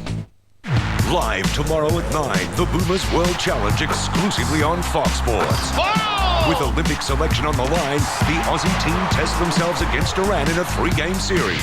Game 1 live tomorrow at 9, Fox Sports 3.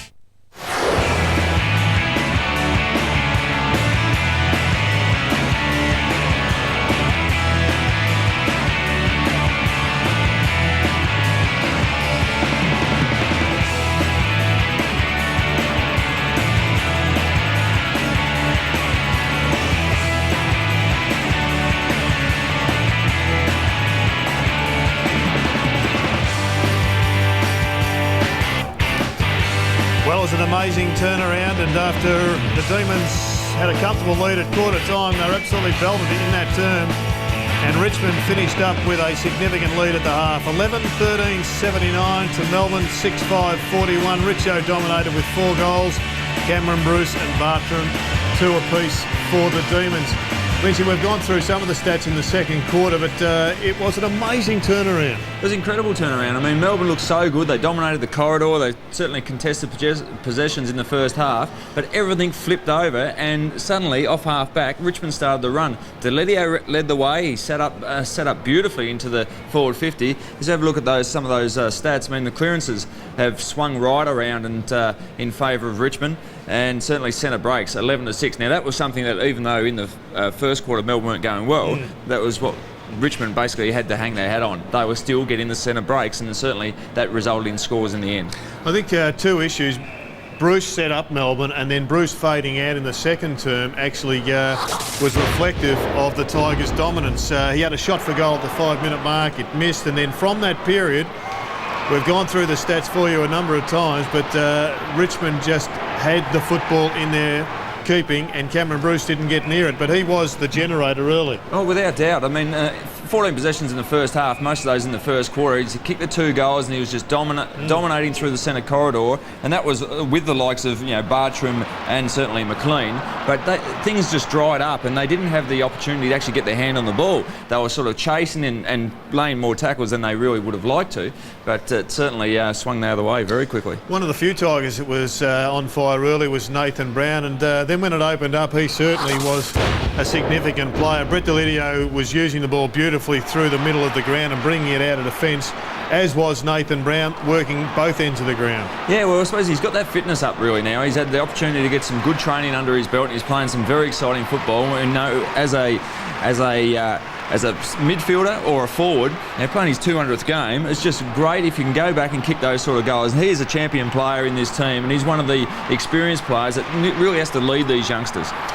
Yes, he was on fire, and pretty good shepherding there from Richo. He didn't need to grab that one because he's had plenty of it himself. As we said, he kicked 4 goals in this first half, and it was him really in that first quarter with that particular mark and goal that really breathed some life into their game. Yeah, we had the Matthew Warnock match up early, and he certainly started up on the wing, but he was pushing back an enormous amount of times, and I just thought he was going to be dangerous against the very limited size that Melbourne have in their defensive half. If he pushed forward and take these marks, in the end he did go forward, took some very good marks, took a couple of nice ones like that on the lead as well, but his ability to convert his opportunities was just fantastic. So he's gone back and made the most of those shots on goal, kicked the 4 goals, and his confidence is right up. It's going to be very hard to stop Richmond, and certainly Matthew Richardson in the second half. Spot on. It's been an amazing turnaround this match. Richo's been a star, and they're doing it without their skipper.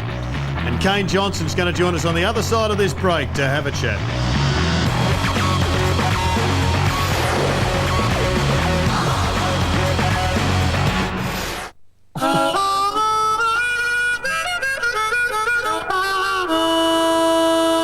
That's the Jim Beam Bourbon Blues.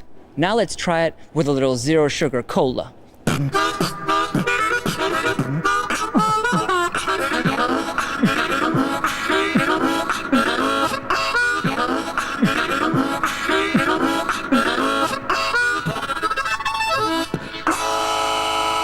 Try something new.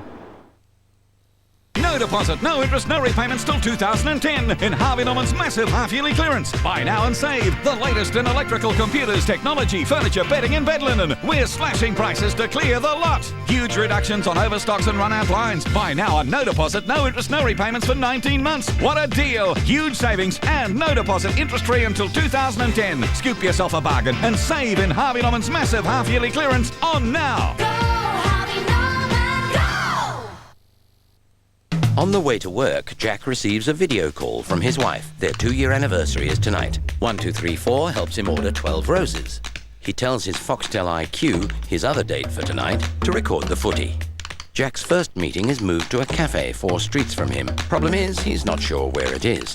Good news. With Where Is on his NextG mobile, he now knows. Stay connected in more ways with more coverage than any other 3G network in Australia. Visit a Telstra shop today.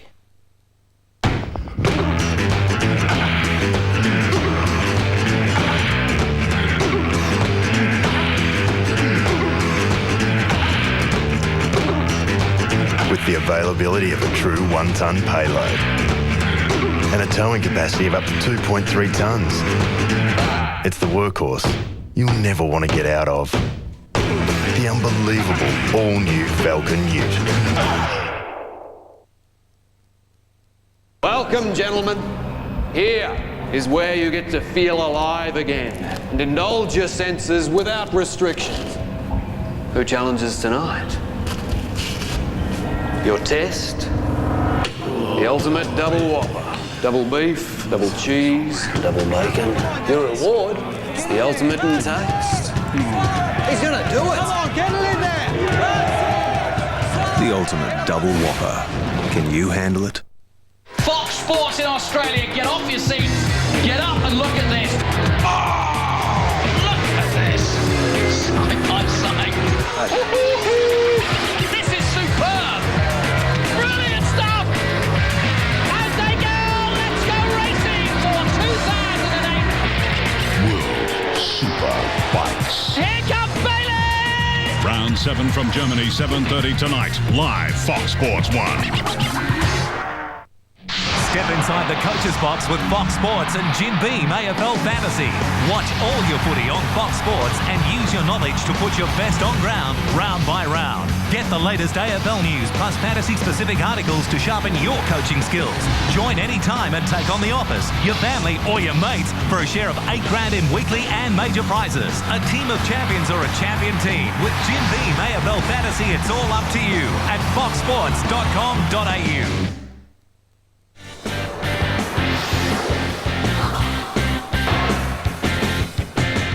Twilight footy, and we've just seen an 8-goal blitz in the second term by the Tigers on the boundary line.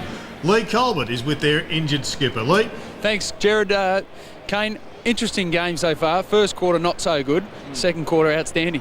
Yeah, we started a bit slow, but I thought in the second quarter Shane Tuck really started to dominate in the centre clearances, and obviously Richo had a fairly good quarter up forward and started to convert for us. So I think the boys probably the best quarter they've played in a fairly long time. So. What about Richo? He starts on the wing. He's just so versatile, and then when he goes forward, he's such a presence. It must be hard coming through the middle of the ground and not actually kick the ball to him. Yeah, he's a huge presence, and he can play anywhere on the field like he has this year. And for him to go forward and kick 4 or 5 goals in that quarter is a real bonus for us. And obviously, if he goes up the field, he's a real bonus for us too, because he can help out the defence and take really strong marks in the back line. Now, you're out yourself at the moment, medial strain. How are you coming along, and you're far away? Yeah, it's coming along pretty well. I've started running now, so I'm hoping to get back for the Carlton game in 2 weeks, which is a pretty important day for the club, so fingers crossed I can get there. Speaking of the Carlton game, it is a massive game for the club. 100 years, centenary year, and obviously you want to get 100,000 to the big match. Yeah, it's a really important day for the club. We've got a lot of functions that week, and we're celebrating 100 years of the footy club, and we're trying to get obviously 100,000 people to that game. And if we can do that and have a couple of wins the next couple of weeks, it's a really important match. And playing against Carlton, who are a really good side at the moment as well. So we're looking forward to it, and if everyone can support, it'd be a really big bonus for the club. Well, you've got the jumper there, mate. You better get it out. So. Looks a little bit Collingwood-like, but it's definitely Richmond Footy Club that day. Yeah, I reckon it's actually a pretty good jumper. It looks pretty good. We've had a lot of support from supporters who say it looks pretty good. So, look, if we can wear that on the day and have a good win against Carlton, it's going to be a really positive day for the club. And for yourself, mate, I know you've turned 30 now. Can we get 3 years out of the Richmond Footy Club at the end of the year? Yeah, we'll see how we go. I'll sit down with Greg Miller at the end of the year and see what happens. But if we can keep winning, hopefully I can play for a few more years. And the second half, Deledio was excellent that quarter. Trent Cotchin was he's really coming into his own now, the #1 draft pick for you guys, obviously #2 in the national draft, but he looks a player of the future. Yeah, he's a really good kid. He's going to be a leader of the football club along with Deledio and Tamling and these boys, and I think there's a really bright future for the football club, and if we can start to win some games now, it's going to really set us up for the next 4 or 5 years. Thanks a lot, Sugar, for your time. All the very best for the injury, and hopefully you're back out there very, very soon. No worries. Thanks a lot. Thanks, boys. Thanks very much, boys. Back to you. Good on you, Lee, with Richmond skipper Kane Johnson. Now, I guess in the Demons room, they'll be thinking Richmond have faded in the second halves in recent times, particularly last week. What would you do if you're Dean Bailey? Well, you'd be drumming into his players about what started everything in the first quarter, and that was winning the contested ball. Yeah. So Deledio is one of the powerhouses through the midfield. You've got to shut him out. But win contested ball, Matthew Richardson, it's a big job for Warnock, and I think they'll still go with him. But Warnock's probably got to get used on the way out as well. Make sure that Richo's accountable. The Demons trail by 38 points. We'll take a break and come back with Dwayne Russell for the start of the second half.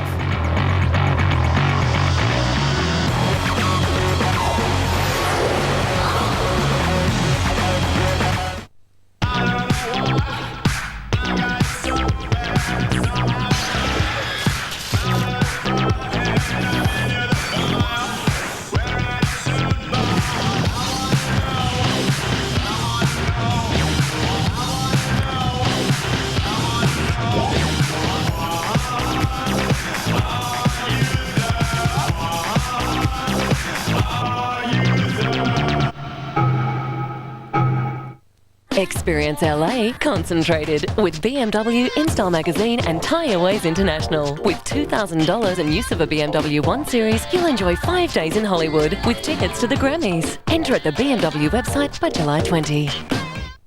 Amazing! Turn your mobile phone into an X-ray scanner. Text X-ray to 194888. Fool your friends. Mobile X-ray. They won't believe what they see. Text X-ray to 194888. Get mobile active. He was not offside! Are we watching the same game? Where did you get this ref from anyway?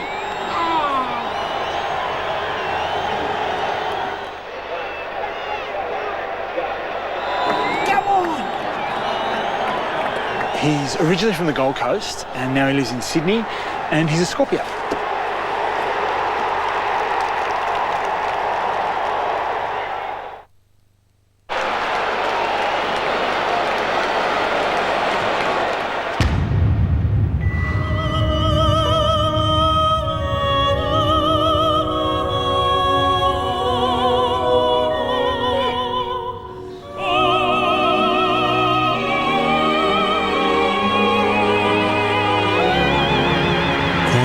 And the Wallabies, bringing rugby fans around Australia together as one.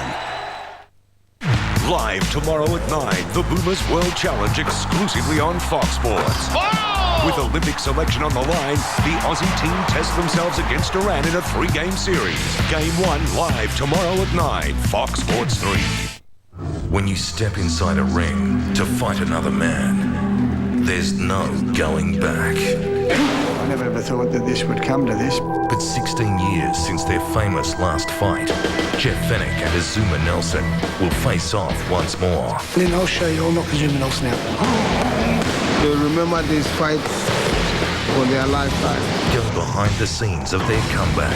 I Love Yous All. 10:30 Tuesday, Fox Sports 2. I am Richo.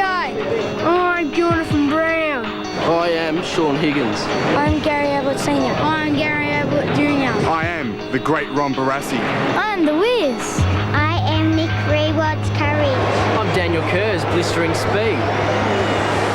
With 4 live games every round, replays and classic matches, you can see all your AFL heroes in one place this season. Fox Sports AFL.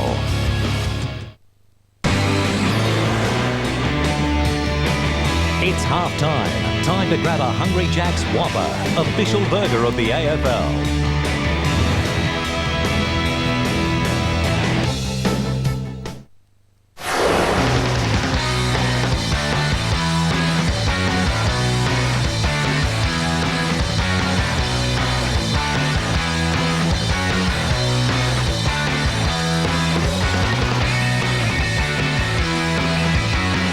Welcome back to the Telstra Dome. Half-time and a 38-point lead to the Tigers. They're going to be snapping at the heels of the top 8 with a win today. Don't forget Australia v Iran, live Monday night for basketball fans.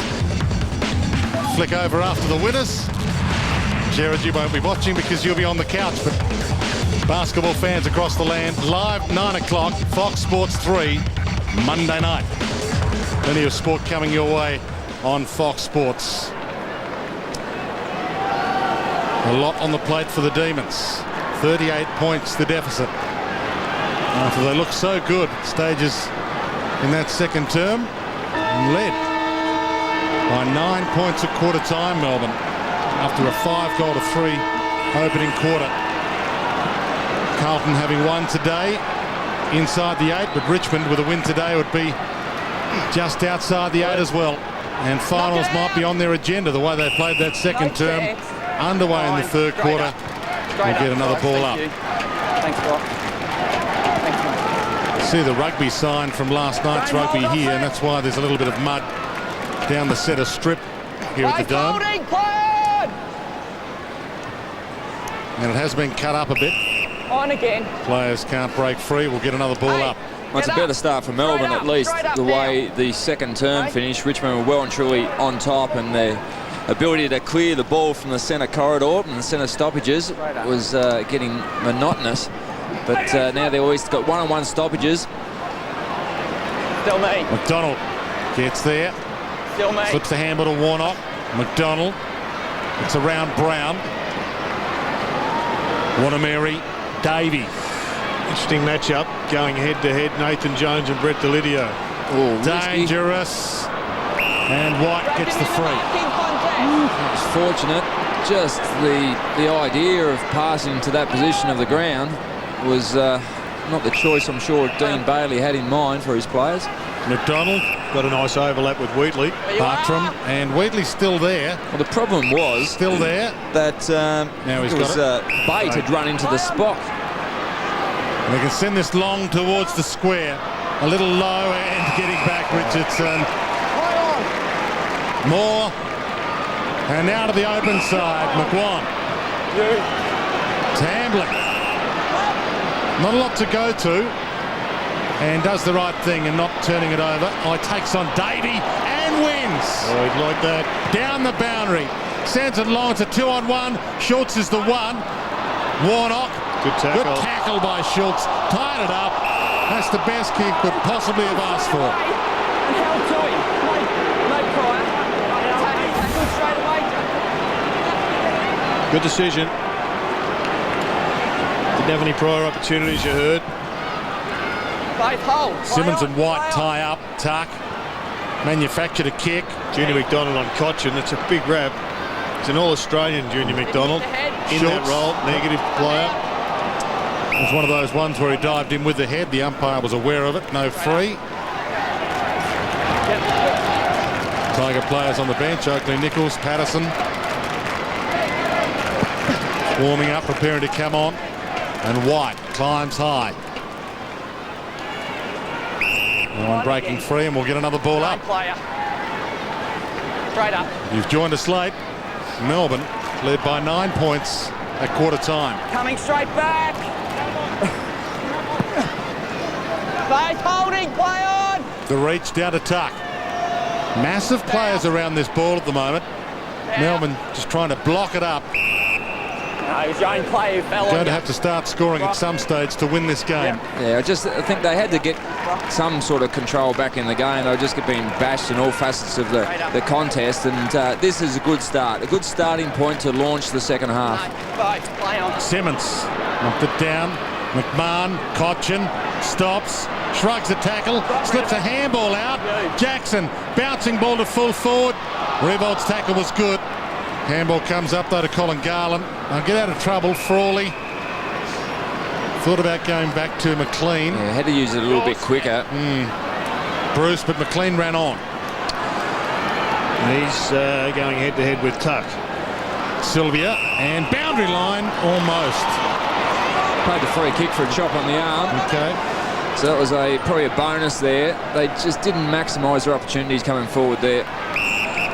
Sylvia to Wanamiri. Where you are, Chris. No goals so far tonight for Austin Wanamiri. No holding. Long towards Richardson again. Yeah, Richo's pushed right back deep. Now, once again, his opponent is deep at the other end. Warnock's got to be used. You've got to stand in the centre corridor, in the centre circle, and actually get used up. Nathan Brown having a big afternoon at the office in game 200. That not so good. And you mentioned him. Warnock takes the mark and slips. He played on. Yeah. Shoots it to Davey. I think Lynchy's spot on. I mean, that was more an issue of a bad kick from Nathan Brown. Yeah, he's not been dangerous enough.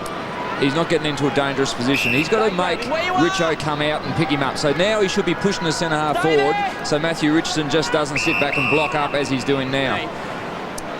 Jones over the top to Bruce, who took a couple of steps just to make his mind up that he didn't want to take any more. Shoots it to the pocket. And Dunn takes the mark on the line. And they're working very hard. They've had to push the ball wide around the boundary line because the likes of Richo are just blocking up the corridor. Keep going, one more, Nathan, one more. Lynchy, everybody seems to be playing pretty similar style. Leave the space on the boundary line. Chip, lead up to the boundary line. Why don't the defenders play on the boundary side of the player? For this very situation, that it's very hard to kick a goal from that position on the ground. So if you're going to concede any possession, it's very hard to block every part of the ground. Block the corridor up and force the opposition wide. So if you're going to concede somewhere, it's going to be a shot from the boundary line, and you're not going to kick many of those. Play on, play on. And it worked to a treat then. Richo enjoying his night. That kick not so good. Wheatley and Tuck, the spoil and the collect. To half forward, not so good with the kick.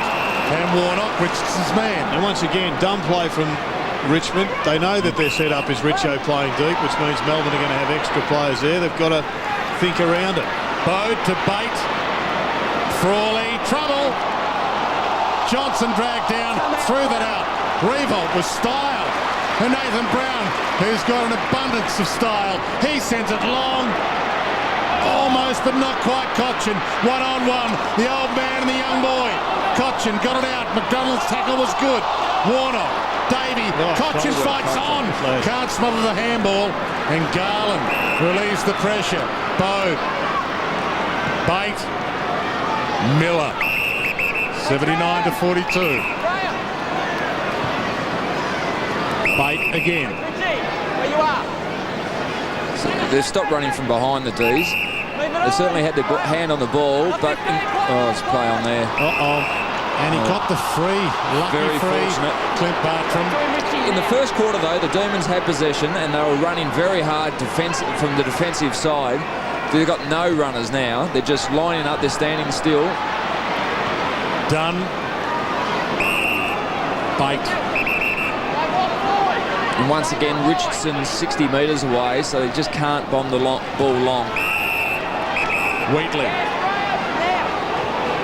Uze. Oh. I think that's the worst kick I've ever seen Adam Uze do. I've told the story.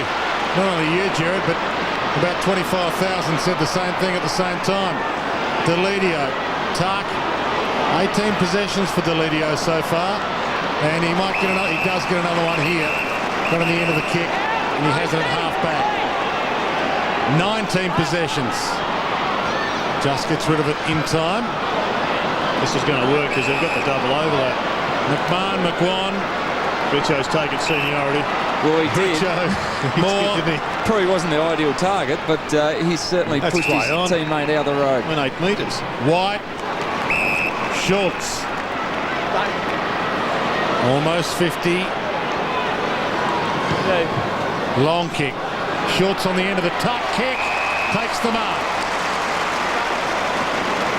It's a brilliant kick. I mean, it took a great mark to make it a brilliant kick, but it actually gave Colin Garland very little chance to spoil it. If you take away the ability to whack the arm, that is an outstanding grab.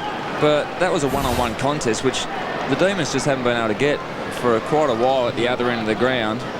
Good mark, but you're very happy to go to your key forwards one-on-one. It's been Richardson for most of the last 45 minutes, but Schultz, good leap. Just got to go back and slot this one just to really flatten the confidence. Melbourne were just trying to get back.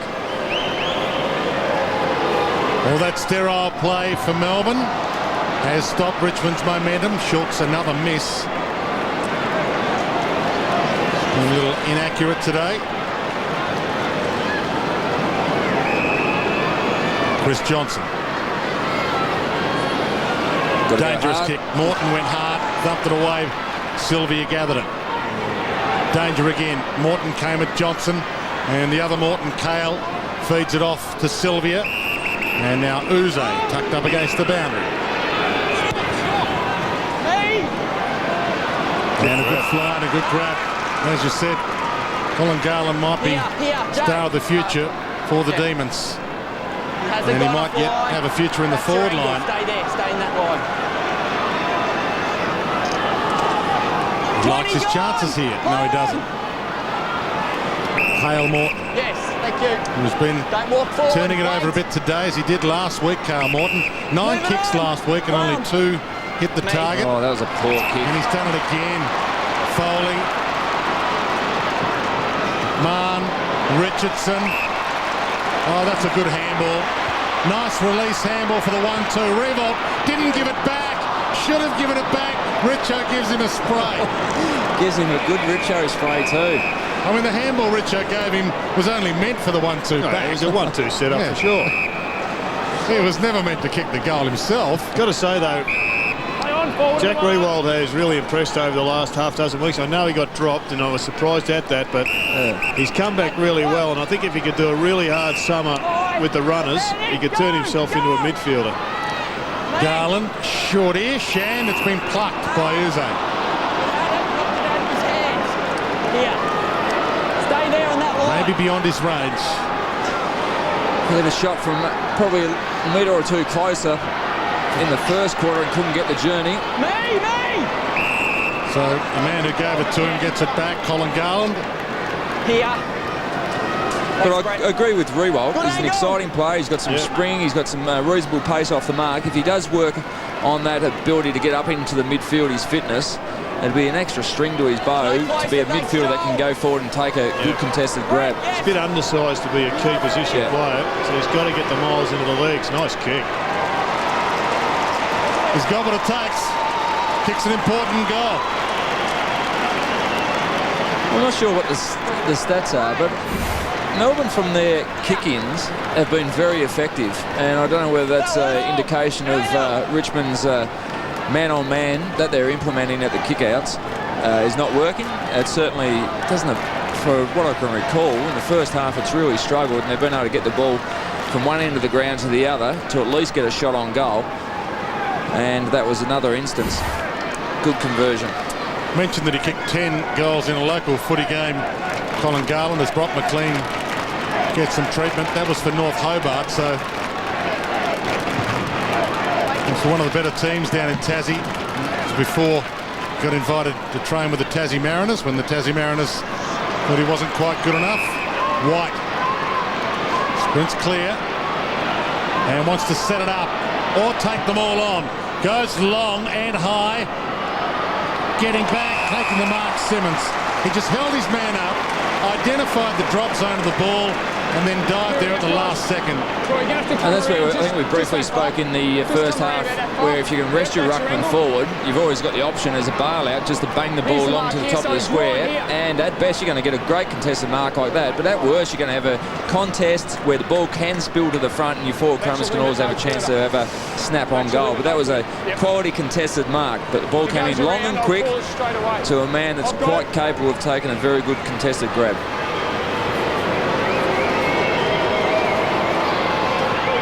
And slots it. He needed it. Missed a couple today that he'd like to have back, Troy Simmons, but I think the story of that episode was that when James Fawley is in the weight room at 6 a.m, hopefully the day after his break finishes, or even before that, he'll understand why. And this is why. Because he gave away the free kick and he was beaten for muscle. Troy Simmons has done a lot of work, and Fawley's got the body to build on, but at the moment hasn't got the muscle around it to go head-to-head with these big giants. Classic forward play. Just to know where the ball's going to drop almost as it comes off the kicker's boot. 86 to 48. Tigers looking good.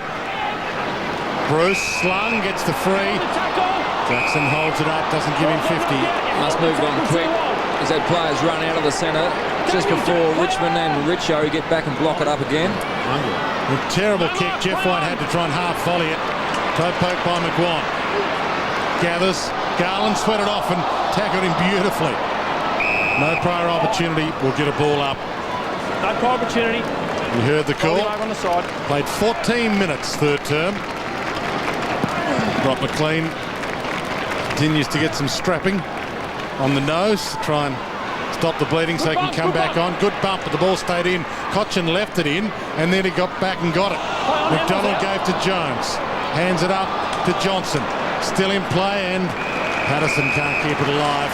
Good pressure by Richmond there. Melbourne had possession, but just through the intense tackling pressure, moved the ball back an extra 30 metres. Good battle in the ruck. Davey left it behind. White, Tambling, Foley. Sweeps it back to Jackson. He knew it was there. No prior opportunity for Daniel Jackson. Wrapped up, ball up. And that's the value of the voice. If you get in early, get in quickly, yell, Foley's got an out. He knows where, instinctively, where he's got a relief player, and he was tackled and he just whipped it out to the voice. White threw it down. Bruce, Morton, Bruce, Chris Johnson. Garland gets down, takes the mark. Sweeps the kick to Sylvia. And back to Carl Morton from 60. Sends it long. Goal square, getting back. Kelvin Moore left it behind. And was it touched? Brad Green slid it through. It was a lucky break.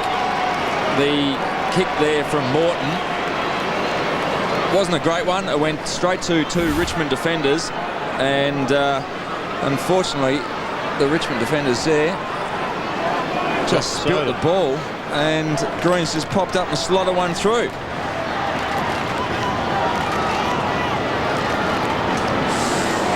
He nearly missed his boot with it.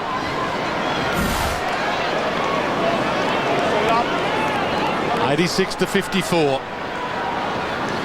His first kick for the quarter, Brad Green. 12-14 to 8-6. Good bounce. And a good battle, White and Patterson. Down to Foley. He dropped it, being tackled.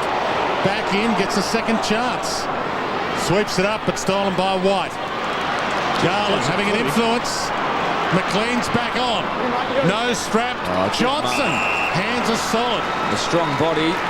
6'5", 6'6". Good target to go to.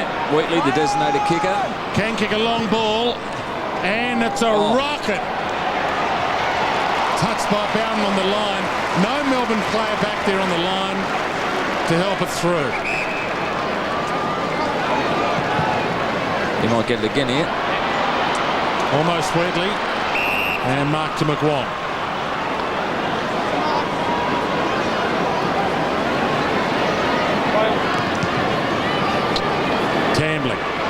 1-on-1. Beaten for it. Sylvia. McLean.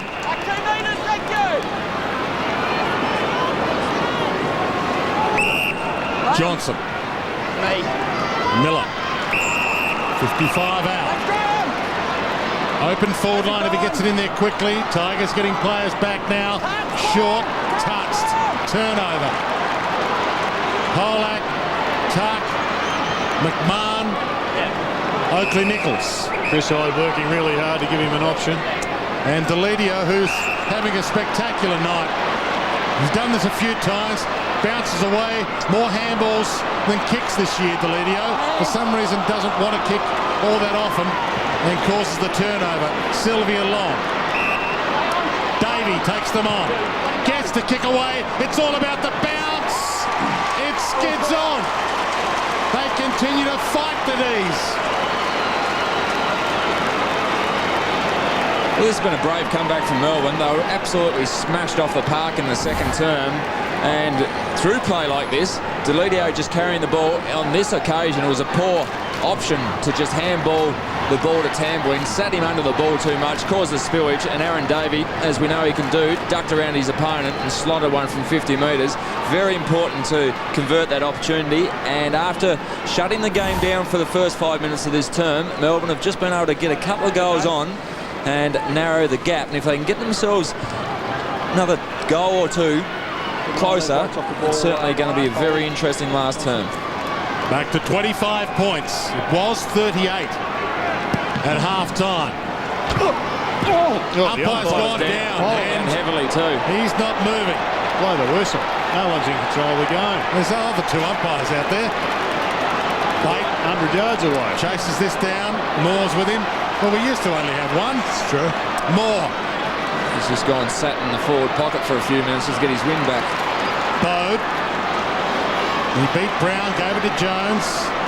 Warnock. Well, they've spread well again, the D's. Wheatley. Sends it wide. Uze hands it back. He jumped early too in front of Bowden. Good grab. Different Melbourne now. White. McLean could go the journey. Davey needs to jump. One of the marks of the year. Richo can't believe he's on the wrong end of it. How good at catches that. He's throwing high fives, Aaron Davey, already. So he should. Have a look at the leap. Matthew Richardson's a big, big man. That's a crack red. Brock McLean has single-handedly in these last 5 minutes lifted his team, getting plenty of their football.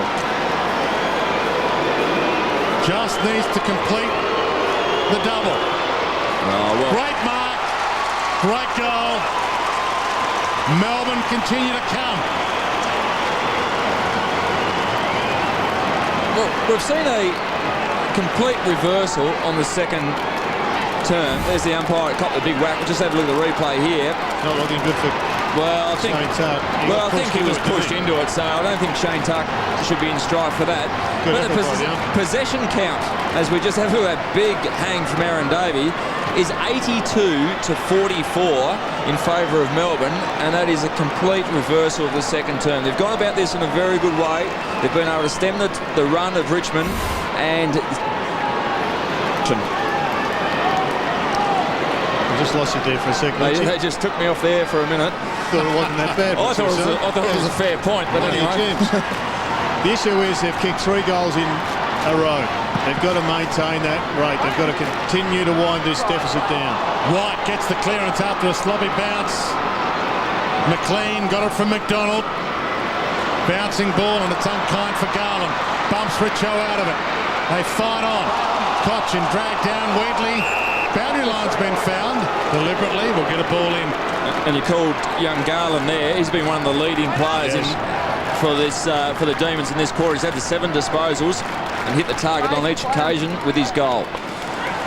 Important clearance from the wing here. There'll be a few skeletons just starting to emerge from the cupboard in the Tiger mind.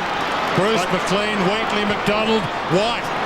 They'd be thinking about last week's second half fade out. They're alive, all right. 86-67. McDonald. Good vision. Long and wide. Good opportunity here for Johnson to hit Miller. He's got a couple. Just a bare slot, this. He's playing on. From the paint. Oh. It's long.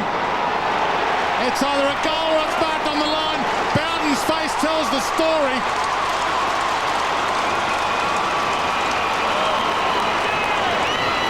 Well, this is extraordinary. A great comeback from a team that's on the bottom of the ladder, and you would not think, with the way they've played this season, have the courage or the ability or the application to come back the way they have after Richmond just dominated for season 93 to 44 now. The inside 50s are 9-4 in favour of Melbourne. 5 goals 2 to 1 goal 1 for the term. 4 goals in a row. All of a sudden, we've seen it happen with the Tigers too many times. They have to address this issue before they chop up another 4 points. Stand on the boundary line, Lee Colbert. A concern for the Tigers also, Brett Delidio got a right shoulder, a little bit of a stinger. He's been talking to the physios, but looks to be in a little bit of pain, so hopefully he'll be all right because he's been one of Richmond's best today. As has Jack Revolt in that second term, and he's on the bench as well. McLean dragged down by Tuck. That was a serious tackle.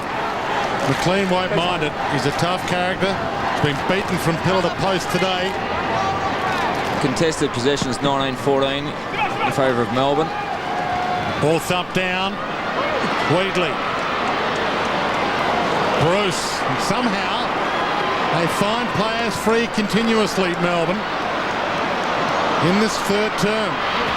Johnson fights on, boundary line. We'll get a ball in. And that contested possession obviously was obviously just for this third term. 86-73. 25 minutes gone. Third quarter. Johnson palmed it down, but to Simmons. Tark. It's a 2-on-1. Schultz is the one. Forced to punch it. Sylvia. Johnson.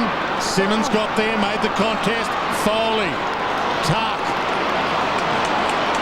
McMahon sends it wide to Richardson. That was a spectacular mark as well. He was the saviour in the opening half, Matthew Richardson. This is it. 2 goals late in the opening term to play them back into it. After they were down by the best part of 4 goals early in the game. His first goal in the first term was a big stretch as well. It wasn't quite the dive that one was, but he was able to push forward, took a big stretch over the pack and went back and slotted this one. Needless to say, the Tigers need this. He's kicked 4 straight tonight, Matthew Richardson. Having an accurate year. He had to bend it. It was the Beyonce to the left, and he got it there. He's got 5. Well, somebody's going to have to stand up for the Tigers to turn this momentum around because it's all with the Demons. That is a brilliant individual effort. Again, running with the flight of the foot. It was a great kick, but it needed a great mark on the end of it. And his goal kicking. I think he's proof. And maybe a few Australian golfers could have a look at this, but a lot of it's in the mind. And with that goal, he joins Kevin Bartlett on 778 goals for the Richmond Footy Club. Equals second all-time behind Jack Titus's 970. He just keeps on keeping on Richo. Jones from the middle. Through traffic nicely. Finds Johnson. Open forward line. Hunted down by McGuire. Shrugs him. And can't finish it off. Good game of footy. That was good work from Johnson. Just pinned the ears back and backed himself. They'll call the ball back here. And it looks like Johnson has the matchup on Richardson now. And the good thing was, from that centre bounce, Richardson pushed back hard, but Johnson stayed into that dangerous space so he could be used. In the end, he was. Down goes Patterson. Tigers win the tap, but Demons this time get the clearance, and that is a great spiral. 80-metre torpedo to the centre of the ground. Bruce. A minute from three-quarter time to dump. Bait. High kick. Tigers with numbers. Richardson one of them. Newman to Ledio. They've been so damaging quickly out of defence, the Tigers. Patterson. Schultz. Hands have been good all night. Melbourne need to address that forward pressure, Lynchy. They're just getting it out too quickly. Nathan Brown about to go, can't go. Simmons gathered his own crumb. Bounce, it'll come in. And it's out of play. Dangerous area. 24 seconds from three-quarter time. That's where there's a massive importance on the small crumbing forwards to put that defensive pressure on. If they can't get the ball, they have to lay the tackles to stop the defence running it out so easily. Delidio ripped it out of the air, got a kick away. Bouncing ball. Tigers a chance here. Held in. Wheatley did well. Shuffled it into the legs of the pack. The rugby was on last night, wasn't it? It was. I'm sure they were going for a try there. Well, that was about the only way the Irish scored a try last night, and that was in the scrums. Well, the man in green about to bounce this. We need a third-up jumper, no doubt, for Melbourne to just smash this through. And Richmond needs someone on the line. Close. Massive players around this ball, and Jones gets the try. Yeah, well, that's right. It wasn't even a proper try. He did throw it through. And that should do us. Well, a great turnaround by Melbourne. They found something. It wasn't there in the second term. It was there in the first and the third. If they can reproduce it in the last, we've got a cracking finish. 19 points the margin. Get yourself a hot cup of tea and get ready for a big final term from the Dome.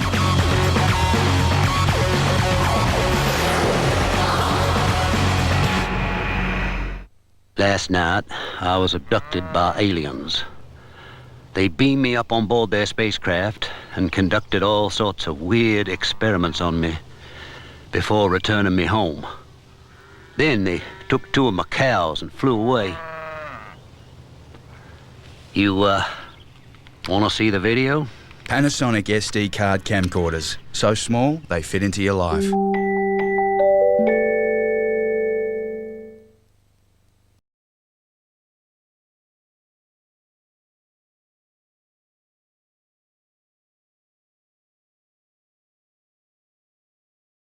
V6 and V8 engines. The improved ride and handling of linear control suspension. And the advanced safety of electronic stability program standard on all models. Evolution ends here with the ultimate Holden Ute. Go harder. He was not offside! Are we watching the same game? Where did you get this ref from anyway?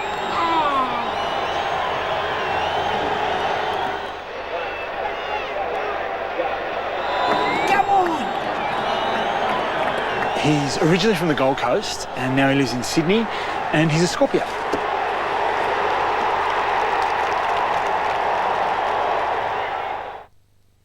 Oh, so many bargains. It's remarkable. Oh, where did he come from? Oh, he's nailed it. Oh, he spotted a great deal. They're both after the same land. Oh, a clever disguise. She's luring it in. Yes, she's got to be happy with that price. Big game bargain hunter shop at eBay. Fox Sports in Australia, get off your seat, get up and look at this. Oh, look at this. I'm saying. This is superb. Brilliant stuff. As they go, let's go racing for 2008. World Super Bikes. Here comes Bailey. Round 7 from Germany, 7:30 tonight. Live Fox Sports 1. Do you need to get something off your chest? Yes, mate. Join Gibbo, Billy and the gang as they carve up the big issues in sport. Even the great Wayne Bennett, I think, listens to his wife at times. The one sports show that will tell it how it is. You can behave like a goat because you're getting paid a lot of money. All the controversy. They're going to get hold of it and make it public and make it front page. All the opinions. I got angry and I wanted to go and punch her. The Back Page, live Tuesday, 7 p.m. on the Fox Sports News Channel. I am the pride of Brisbane Town. I am Tiger Tough. I am a Purple Haze. I am Raw Power. I am a 1-point ball game. I'm 90,000 screaming fans. I am the edge of your seat. I am the best seat in the house. Whatever footy means to you, with 4 live games every round and replays of every game, Fox Sports means the best seat in the house for AFL in 2008.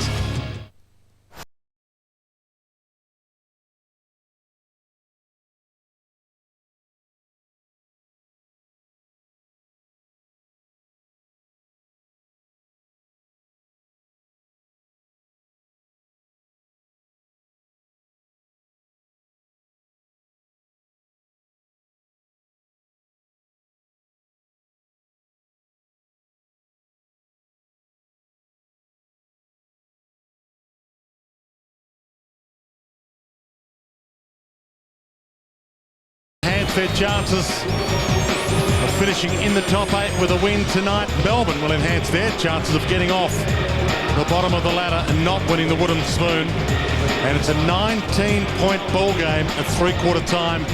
Everything on the line in this final term for these two teams. What have you made of it, gentlemen? Well, I think it was just really essential that Melbourne got the contested ball, and as you can see there, if that was one of their targets, they've done that.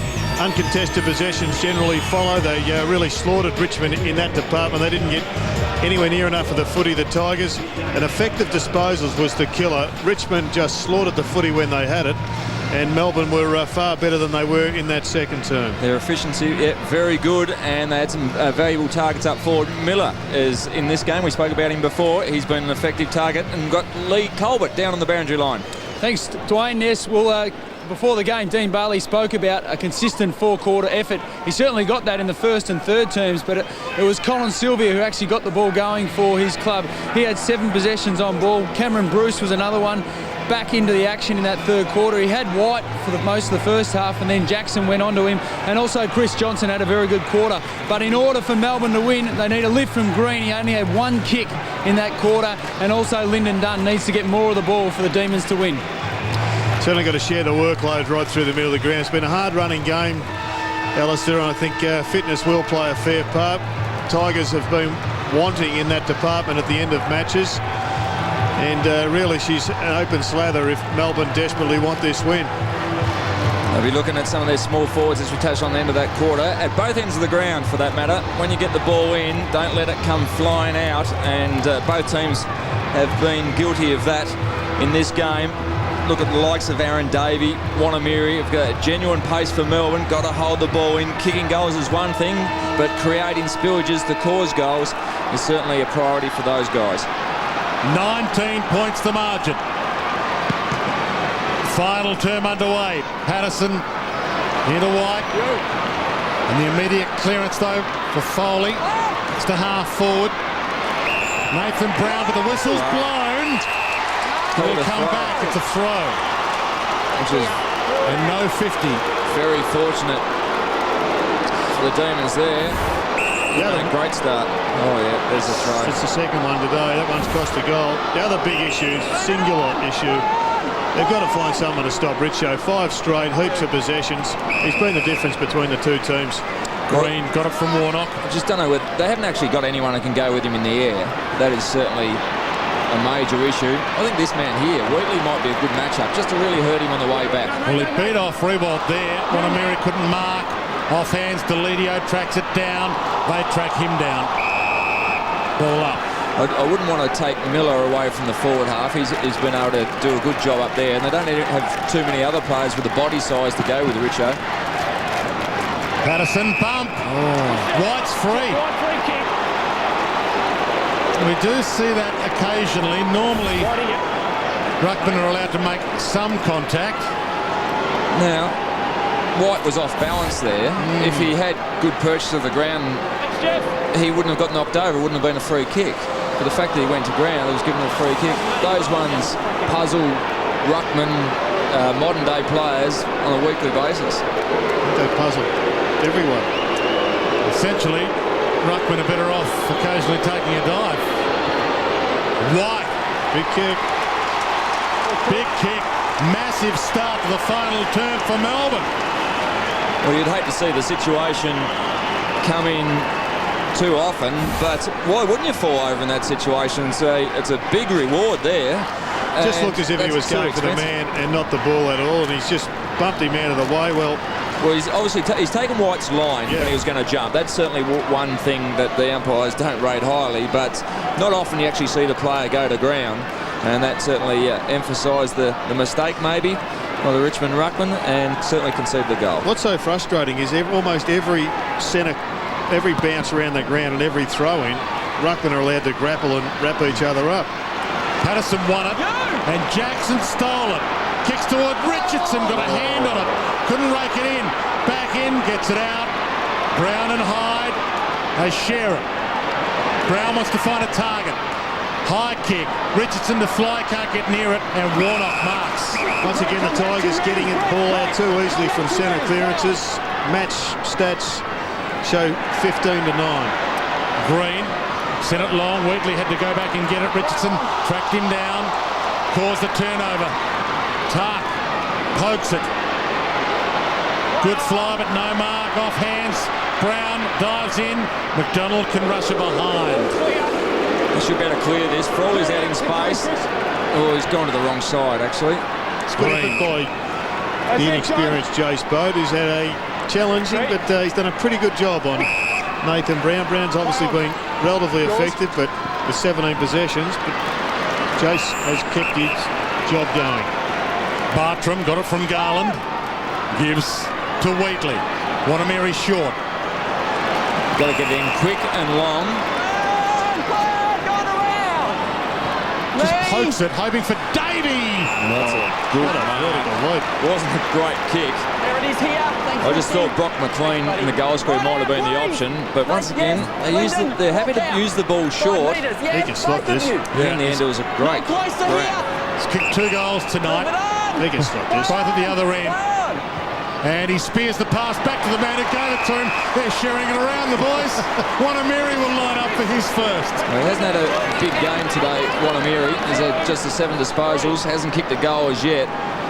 But he started off the quarter in fine form. He kicked 4 goals in sensational style in round 7 when the Demons came from behind to beat Fremantle. Their only win of 2008. Can he do the same tonight? Austin Wanameri. A spirited comeback. This has been... Wouldn't this lift the club after the week they've had? Just to get back in this contest the way they have and be able to go on with it would be extraordinary. And the 2 very exciting Aboriginal boys combined there nicely to kick a goal to bring the D's to within 8 points. Well, I reckon irrespective of the loss, I've seen enough today to suggest that Melbourne could rebound pretty seriously over the next 18 months. They may do it in the second half of this season, may do it tonight. But they've got some running power there that just needs a bit of structure, infrastructure around it to provide a very damaging team. From the ball up, free kick's been found, and it's over to Cameron Bruce. Just started to swing around. Nothing would go right for the Demons in the second term. But some good work rate with a contested footy in the third term has turned things around. Done. More Tiger fans here than Melbourne fans. The Tiger fans are getting a little restless. Bode and Brown, making Brown earn every possession now. Patterson. Jackson. Richardson left to behind. Warnock takes off on him. Centering kick to Wanameri. Good vertical leap. Holds the mark. He's looking for Aaron Davey. Well, he's up against Tambling, who took him up to the other end of the ground. Miller flies, can't mark. Bate lays a good tackle on Hyde. It's an interesting matchup. Tambling on Davey. As soon as Richmond had possession of the ball in the half-back line, there they are. Tambling started charging up the centre-half forward. They're chatting, the boys, just to try and work it out for next time. A little bit of last-minute tactics. Patterson trying to inspire his team at the moment. It's all Melbourne in the middle. McDonald. It's all Melbourne at the moment. That kick not so good. Wheatley will have to go and get it. Gets a chance to pop the pass. Frawley. Put it out behind. Richmond getting players back in the holes. Move it on. Play on. Frawley spears it at the back. Wanameri tried to fist it. Jones. Gets around, gets through traffic, might get a shot away. It's half smothered by Oakley Nichols. Tuck scoops it up, Tambling. Oakley Nichols got a kick away just in time. Boundary line the Sanctuary. Revolt looks spent. Keeps it alive to Jackson. Can't trap it and Sylvia steals. They're flat, the Tigers. Johnson short. Miller. He's already kicked 3. He might load up. Oh, he has. It's long. It's the square. Johnson off hands. And stolen by Polak. Tuck. Jackson. Polak gets through Jones. At least Polak's running. He hasn't got many mates that are running from behind. Lynchy, they are flat-footed, the Tigers. Absolutely stopped at the moment. Bowden to Simmons. Nathan Brown calling for it long. It's short. Deledio just brought wide onto the ground. And Jordan McMahon. And they need plenty of run from him. Schultz, the lead-up player. Cochin takes on McDonald. Brown. 48 from goal. Richo's screaming for it deep. He was in the gun spot over the back of his opponent. It's short, and Cochin, very accurate kick. Very confident young man. Good work rate again from Cochin. Already kicked 1 tonight.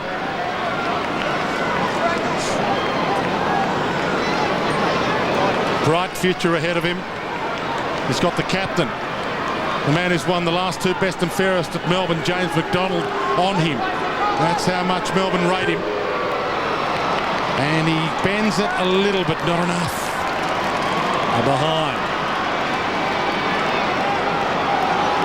Oh, Lyndon Dunn has just snuck out.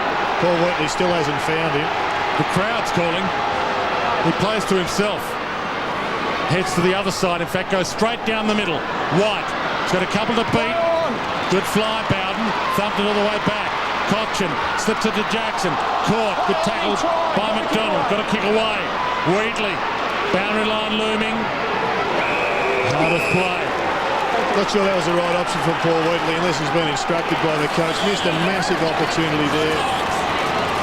With Lyndon Dunn on his own, then they would have had the overlap. Sylvia after the palm from Johnson to Miller. 1 grab, not the second. Bait about to pounce. Moore tracks him down. White fights on. Paul Johnson. Foley caught him. He got the handball up. White to Bruce. They're confident at the moment, the D's. Sylvia, and they've got the run. Nice handball from Garland. Frawley. Now Green. Back of the pack. Wanameri. Can't keep it in. Oh. Ben Jumper was right there. They're essentially 2 goals away, Melbourne. They were 38 points down at half-time. Jones. I got a kick. Tuck. Was lucky there. No ruckman had got to the position, and Jones was the only one who was conscious of the ball coming in. Deledio's been running all night and caught here by Johnson. Toes to his own advantage. Cochin makes it a 2-on-2. Caught. Nice tackle. They've got numbers, D's. Garland, Bate. They made it a 3-on-2 in the end. Bate shoots the handball back. Johnson, Cale Morton. Can he hit the target this time? He does. And Frawley's away. In some space. He's got the short option. Bartram. Holes in the middle. Wanameri short. Got the long option. He can run on himself. And he pokes it to Jones. How's the running and work rate for the Tigers, you reckon, out of 10? Lynchy? At the moment, it's about a 3. They're just they're running on the spot, and you would think, obviously, it's been a taxing game. They ran so well in the latter part of that first half, but they've just stopped at the moment. In particular, running into defence. They're running okay once they get the footy, but into defence, poor.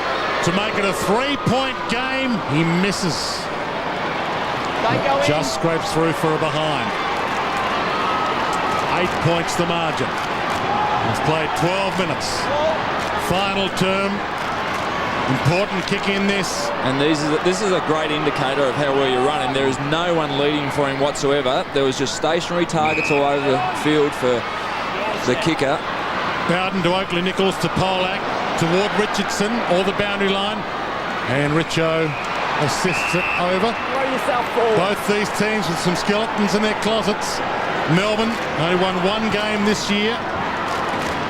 A game and percentage behind the second last team on the ladder, and Richmond have not won a game here at the Dome for a season and a half since round 20, 2006. That's well done. White to half forward, but it's cut off. Green made the commitment. Big job for Oakley Nichols. He's on Aaron Davies. Important possession here. Tambling a little touch. He's running. The 1-2. Not 15 metres, and the kick missed the target. Green wrapped up now. Did he have prior opportunity? Umpire says no. You'd hate to think they were going to pin him for that one. He went in low and hard for the ball. Oh, would have been deja vu there for Nathan Brown. Yeah. He had broken legs. And that was sort of dragged in. Bowden! A blast! But he misses. Back out to 9 points. Now this is where I think the Tigers have struggled for most of the night. Been able to defend the kick-ins. Chris Johnson. Cale Morton, if he can get there. Oh, he really had to motor it, and he left it behind. Miller gives it back. And he was caught a little high. Oh.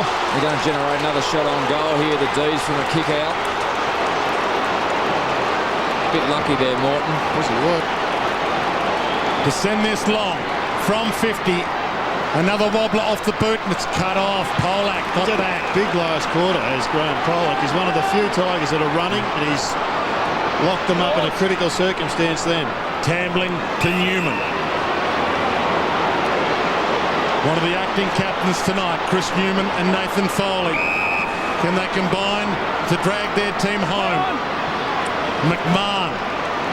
Same as Richardson. When the Demons had momentum going totally against them, they had to control the tempo of the game, and by far you're not trying to shut the game down, but Richmond just got to control the tempo a little bit again. Melbourne are running well. Just take your time, find some targets and be patient for the next few minutes. Rebold got it from Jackson, and he sees McGuan free on the wing, and it's a tough ball to mark. Good commitment from Green. But McGuan gathers the crumb, slides it wide, and it was left cleverly in the end for Deledio.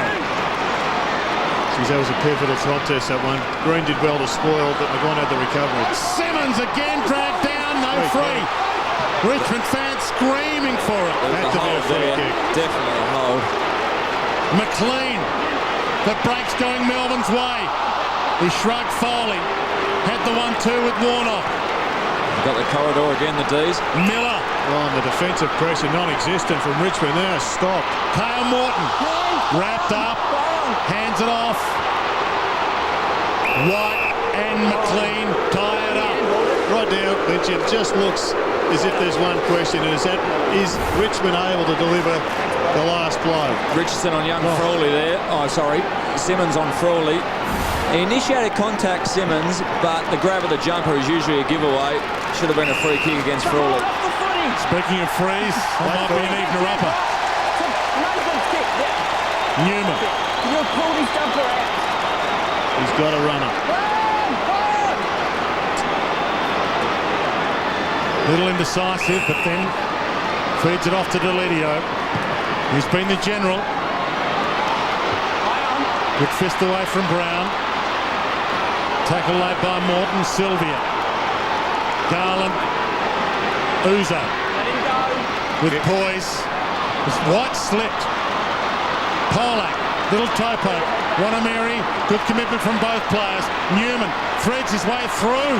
Somehow breaks free. Hits the pass target. Chip inside 50. Over the head.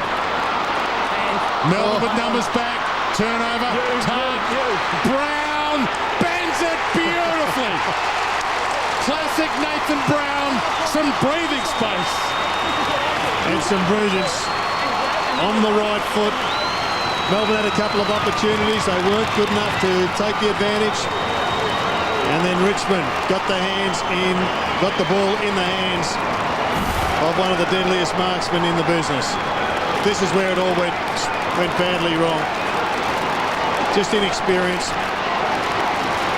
Something that Melbourne are going to suffer from another year or so as some of these younger players get game time.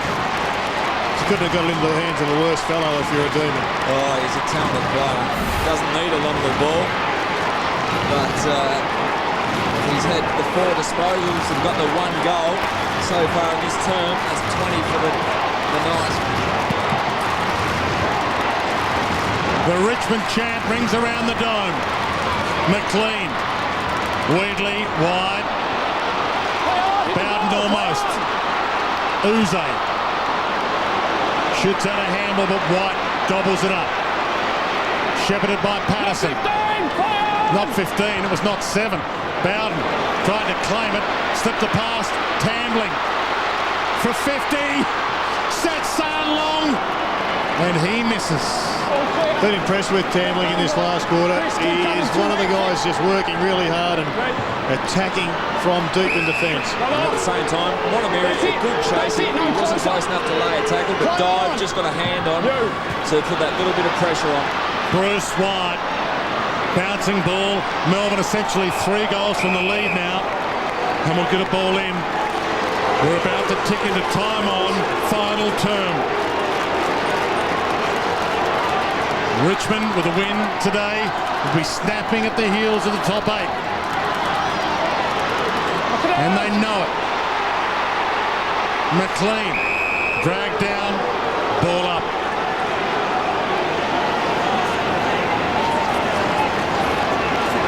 And every picture telling a story. 103 to 87. 5:34 on the clock. Richmond with some confidence back. Starting to run it again, Richardson. It's a great Camley again.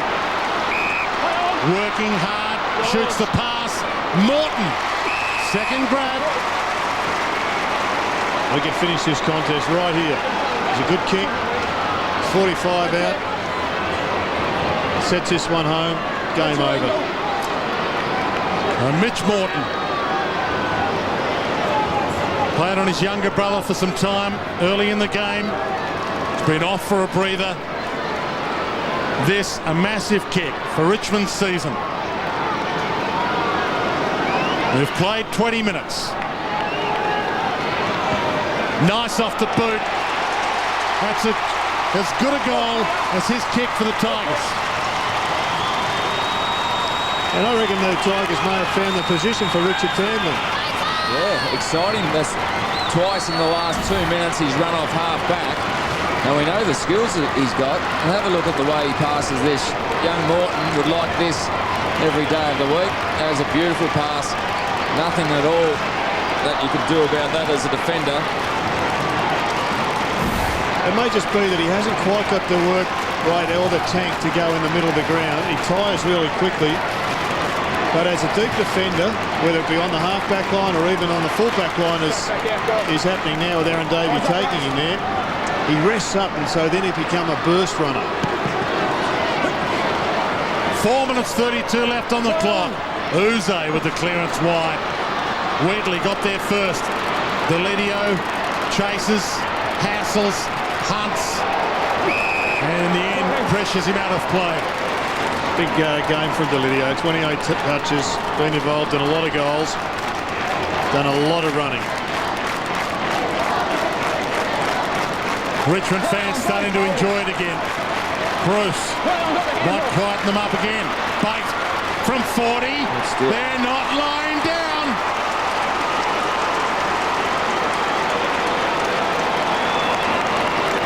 It's a very good answer from the D's.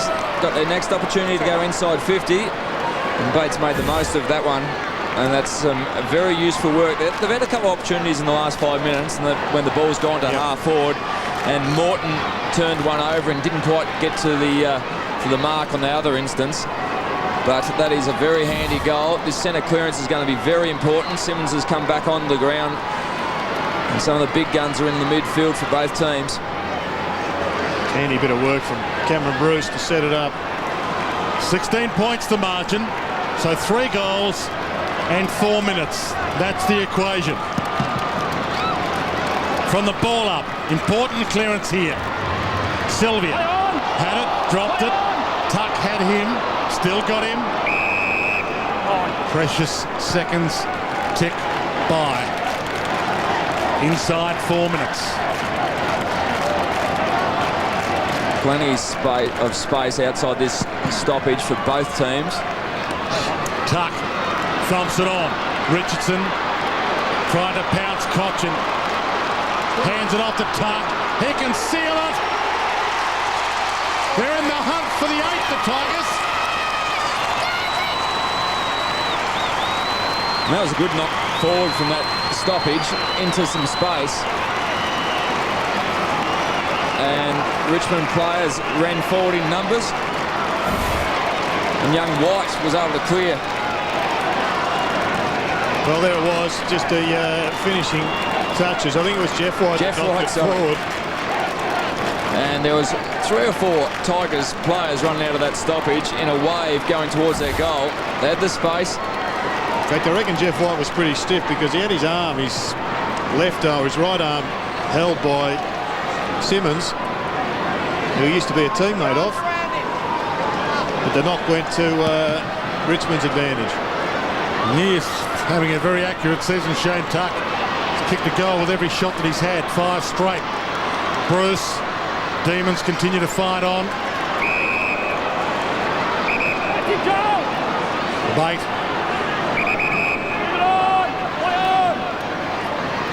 Warnock. Fought their way back from 38 points down, Melbourne.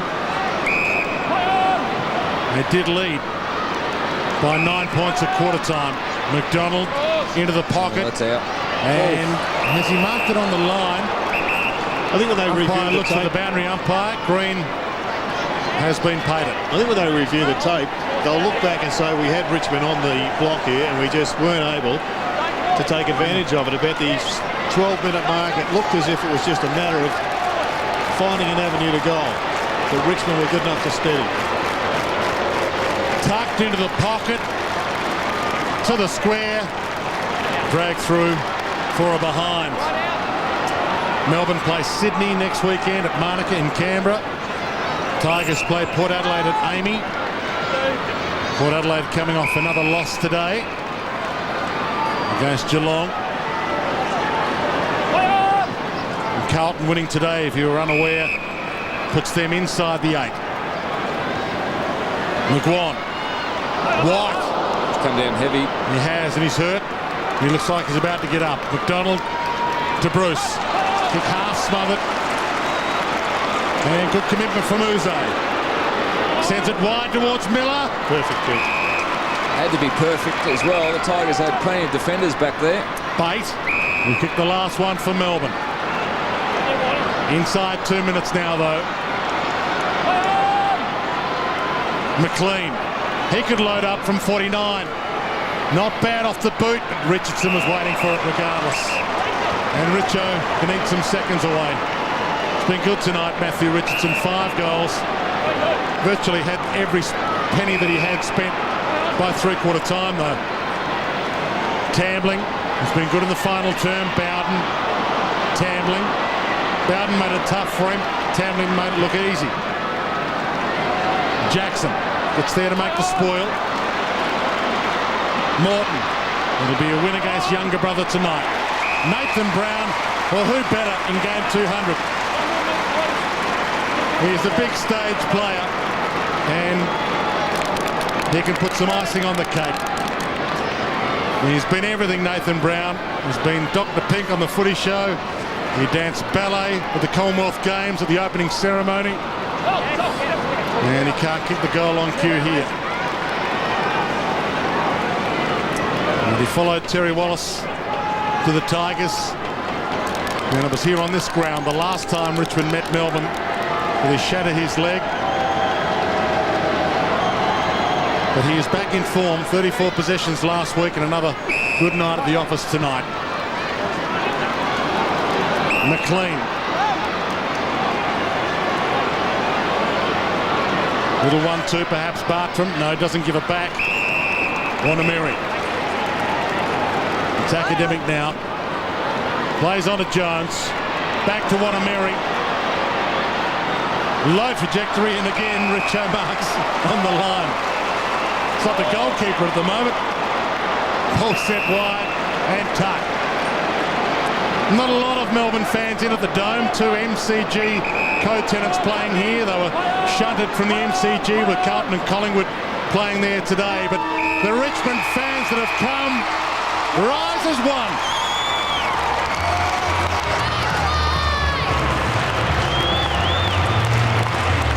They won 3.5 games for the season last year, Richmond. They've now won 4.5 for this season. And we've got the best part of half a season yet to come. 16-20, 116 to 14-10-94. A couple of Darwin boys, Indigenous boys, Tambling and Wanameri having a chat. Deledio, spectacular performance from Brett Deledio tonight. 29 possessions for him. Well, it's an exciting match. Melbourne got away early. Richmond fought back. Game looked to be over, and then Melbourne found something at half-time and produced a magnificent fight back in that third term. But game in the balance until the 15-minute mark. Richmond looked flat on their feet, but they found a way to win, which is a lot better than they did last week, and they've started their season. Here's Richo with Lee Colbert. Big fella, you played everywhere today. You're up, back, you're on the wing, 18 marks. How do you do it? Well, mate, it's just been good to go up the ground, Colby, and a little bit more freedom, I guess. Get down back and try and help the backline boys out, but it's good to be able to still go forward and get on the scoreboard. Well, you've kicked 5, but that second quarter was pretty awesome footy. 8 goals, but then it's just dropped off a little bit and the Demons came back. Yeah, we did. Look, we are capable of good footy. We matched the Crows for 2.5 quarters. They're a top 4 side. You know, they nearly beat Hawthorn last night. Just can't play 4 quarters at the moment, but it's not all doom and gloom. We are putting some good passages of play together. Port Adelaide next week, you go ahead of them on the ladder to 11th spot. Big game because 8th position is up for grabs. Yeah, it is. I mean, it's probably 1 spot up for grabs in the 8 at the moment. The rest of the 8 looks pretty settled, but there's a group of teams there that are fighting for that last position, and look, we're in with a chance still. Just got to, it's in our hands, you know, we've just got to win. Well done, mate. You actually equalled KB's record of 778 goals. I don't know if you knew about that. You've only got 172 to get Jack Titus. You're going to hang around long enough for that? I knew about it, Colby. Good on you, mate. Matthew Richardson, aware of the statistics, he's now equally the second greatest goal kicker in Richmond history. 13 kicks, 18 marks, 8 handballs and 5 goals tonight, Matthew Richardson. That's a reasonable night at the office. Oh, it's a great night. He's probably picked up 1, 2 or possibly 3 Brownlow medal votes. Tambling's about to win a mate for life. But just on Richo, that makes him the 11th highest goal kicker in the history of the game. Or equal 11th at the moment. Next week when he kicks 1 more goal, he'll take that off Kevin Bartlett. But there's the man that kicked a very important goal, and he also has got a friend for life. It's a great initiative, this, giving away footies. It's only been around for 3 or 4 years. And it certainly does, I think, build a great bond between the players and their supporters. He's been a great player, Matthew Richardson, and playing that different role this year, and just he seems rejuvenated. He wants to play on. He wants to be a part of the youngsters that are coming through, the likes of Deledio and Cochin. There's some exciting players there. Just on Deledio, may well have been his first 3 voter, but one of the blokes who was celebrating today for other reasons is with Lee Colbert, celebrating his 200th game, Nathan Brown. Yeah, well done, Brownie. You're getting plenty of stick from the boys, but 200 games is a great achievement. Yeah, I'll probably look back at my career at the end of it and think, that was good effort, but I just wanted to win tonight. We hadn't won for a few weeks, and the 4 points is really important. We made hard work of it. We got off to a slow start, then we really got going, and then to their credit, they came back, and it was a good game of footy. Just glad to get the 4 points. Coming to the ground today, last time you actually played the Demons here, wasn't the best outing for yourself, but anything in the back of the mind? Nah, not at all. Just wanted to get it here and play some good footy and enjoy it with the boys. 17-minute mark of that last quarter, you just lazy one on the right, wins the game for the boys. They're giving you plenty of stick about it. Yeah, I could hear Rick out there wanting the handball, but I thought I'll finish this one off. Well done, mate. You had a great game. All the best, Colby. Cheers, mate. There's a great story as well, Nathan Brown. A few clubs said they didn't want to take him in the draft. They shied away from him because he was the wild child with the long hair down his back. He went pick 10 in 1996, and as he's carried off, some of those picked ahead of him didn't quite kick on like Nathan Brown did. He's proved a few of the critics that said that he was too wild a child to draft wrong again tonight. Richmond 16-20, 116. Melbourne 14-10, 94.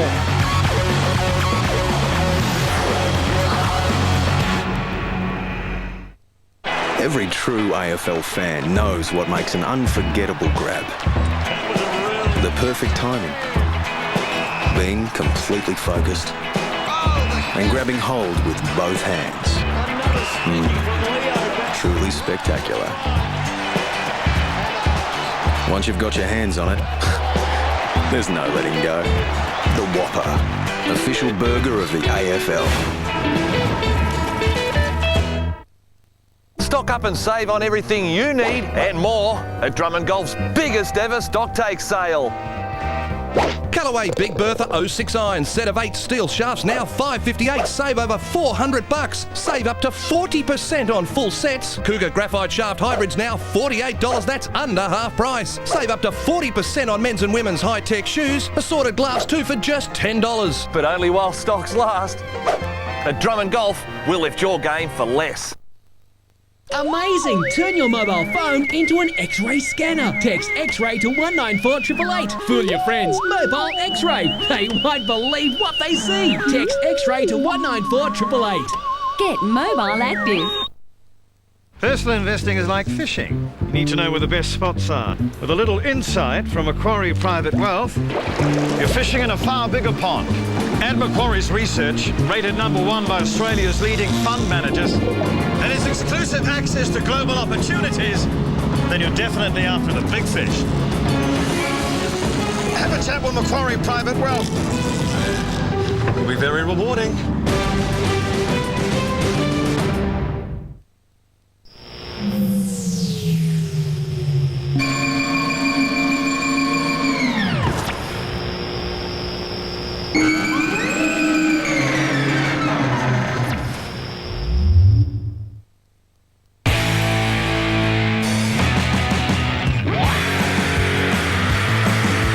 Space cab interior, featuring clever new storage compartments and heaps more room behind the seats.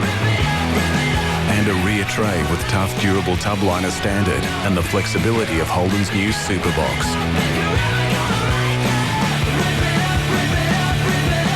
Evolution ends here with the ultimate Holden Ute. Go harder. International rugby on Fox Sports. The next generation of stars pull on their nation's jersey for the IRB Pacific Nations Cup. For 6 weeks, Fiji, Samoa, Japan, Tonga, Australia A and the New Zealand Maoris crisscross the Pacific in a battle of the islands. What a great try! See international rugby's rising stars take to the field. The 2008 IRB Pacific Nations Cup this weekend, exclusive to Fox Sports.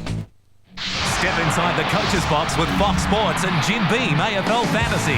Watch all your footy on Fox Sports and use your knowledge to put your best on ground, round by round. Get the latest AFL news plus fantasy-specific articles to sharpen your coaching skills. Join any time and take on the office, your family or your mates for a share of $8 grand in weekly and major prizes. A team of champions or a champion team. With Jim Beam AFL Fantasy, it's all up to you at foxsports.com.au.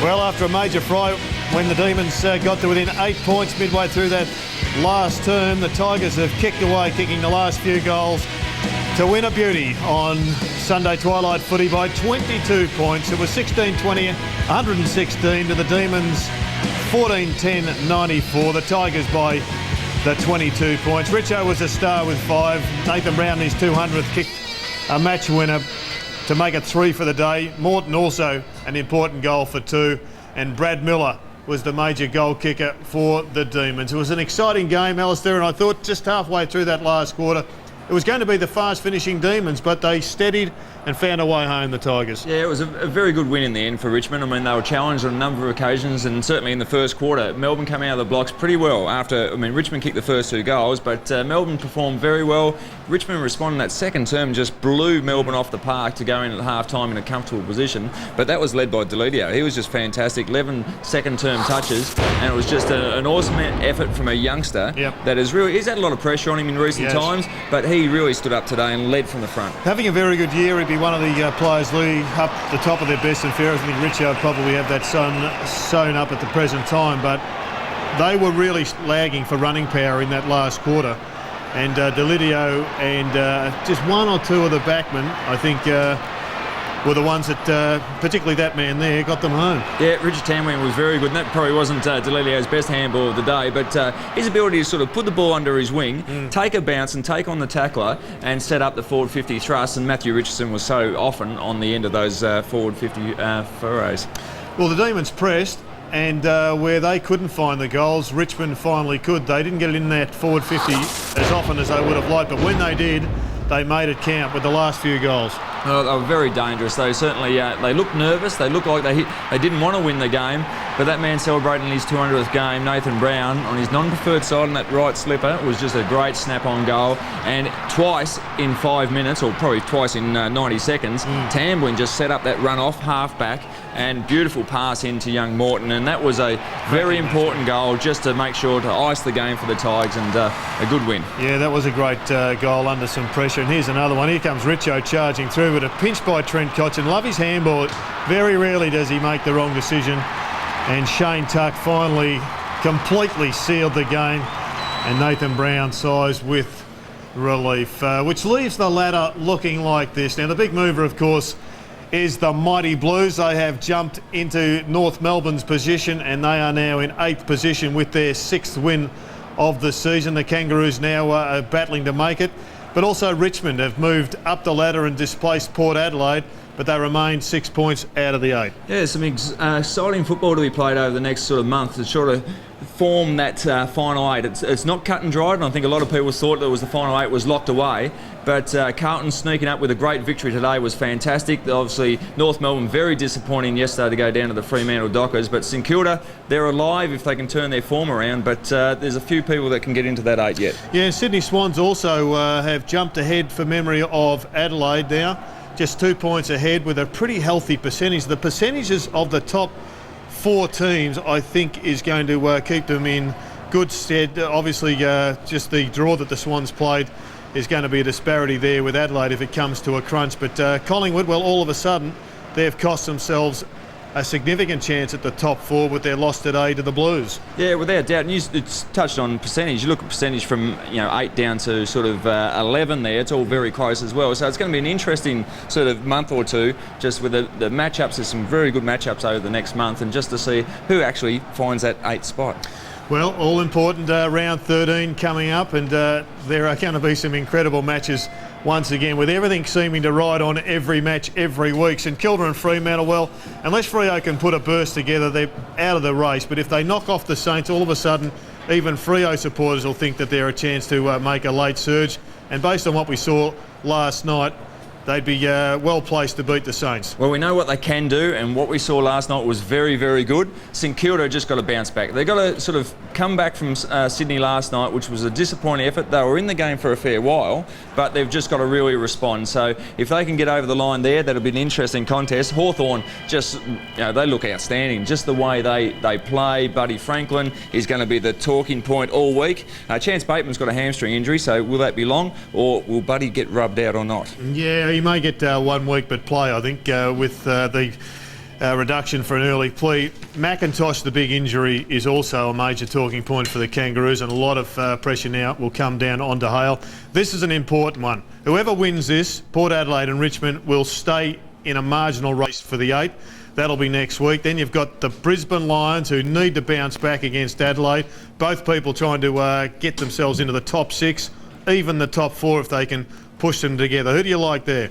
Well, I think the Brisbane Lions at home, outside yesterday's game, they've been very impressive over the last month or so. So I think they'll bounce back. It'll be a very interesting game. Then obviously West Coast Geelong, Geelong should run over the top, and some interesting games on the Sunday as well. So it's going to be a great week of football.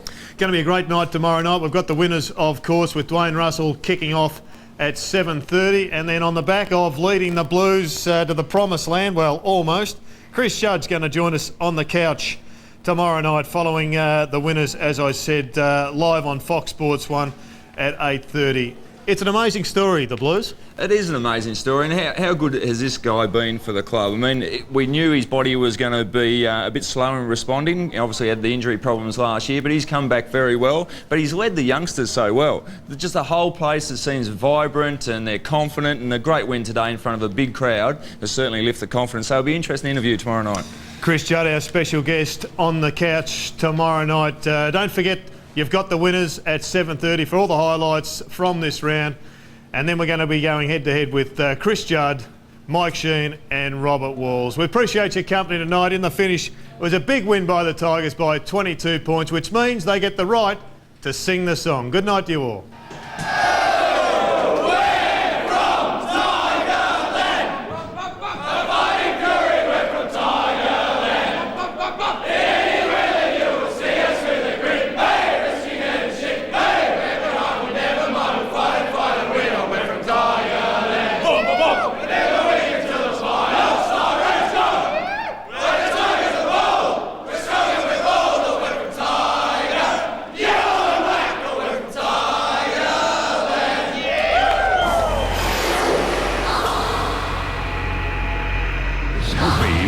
Fox Sports production. This program brought to you by Harvey Norman. There's a store near you. Hungry Jack's Whopper, official burger of the AFL. Bunnings Warehouse, where lowest prices are just the beginning. And Jim Beam, the bourbon.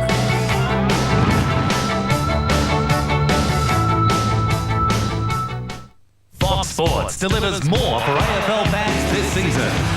AFL teams get you up to speed on the ins, the outs and the key matchups for the upcoming round. Plus, expert advice for your Fox Sports Fantasy AFL team. Look, I think he's a talented player. Friday nights, Jason Dunstall and his Brains Trust have the last word on the weekend ahead before the bounce. And when the weekend's done, there's more every Monday. Catch up or live it over again with the Round Rewound. All the highlights on AFL winners at 7:30. Then at 8:30, the revelations and reports. Jared, Mike and Wolsey review the best and worst from the weekend on the couch 8:30. Plus, Tuesday and Wednesday will replay every game, so you'll never need to miss your team play this season. Don't just live for the weekend. It's footy all week, every week on Fox Sports AFL.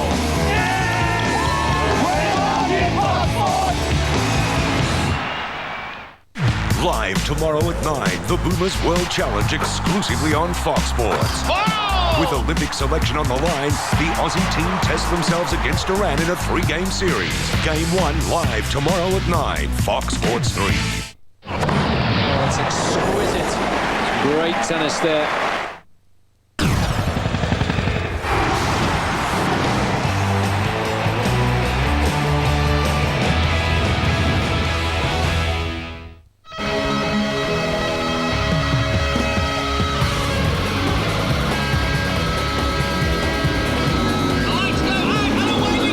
There's plenty to ride for here this afternoon. Wow. And now he's back and back with a vengeance.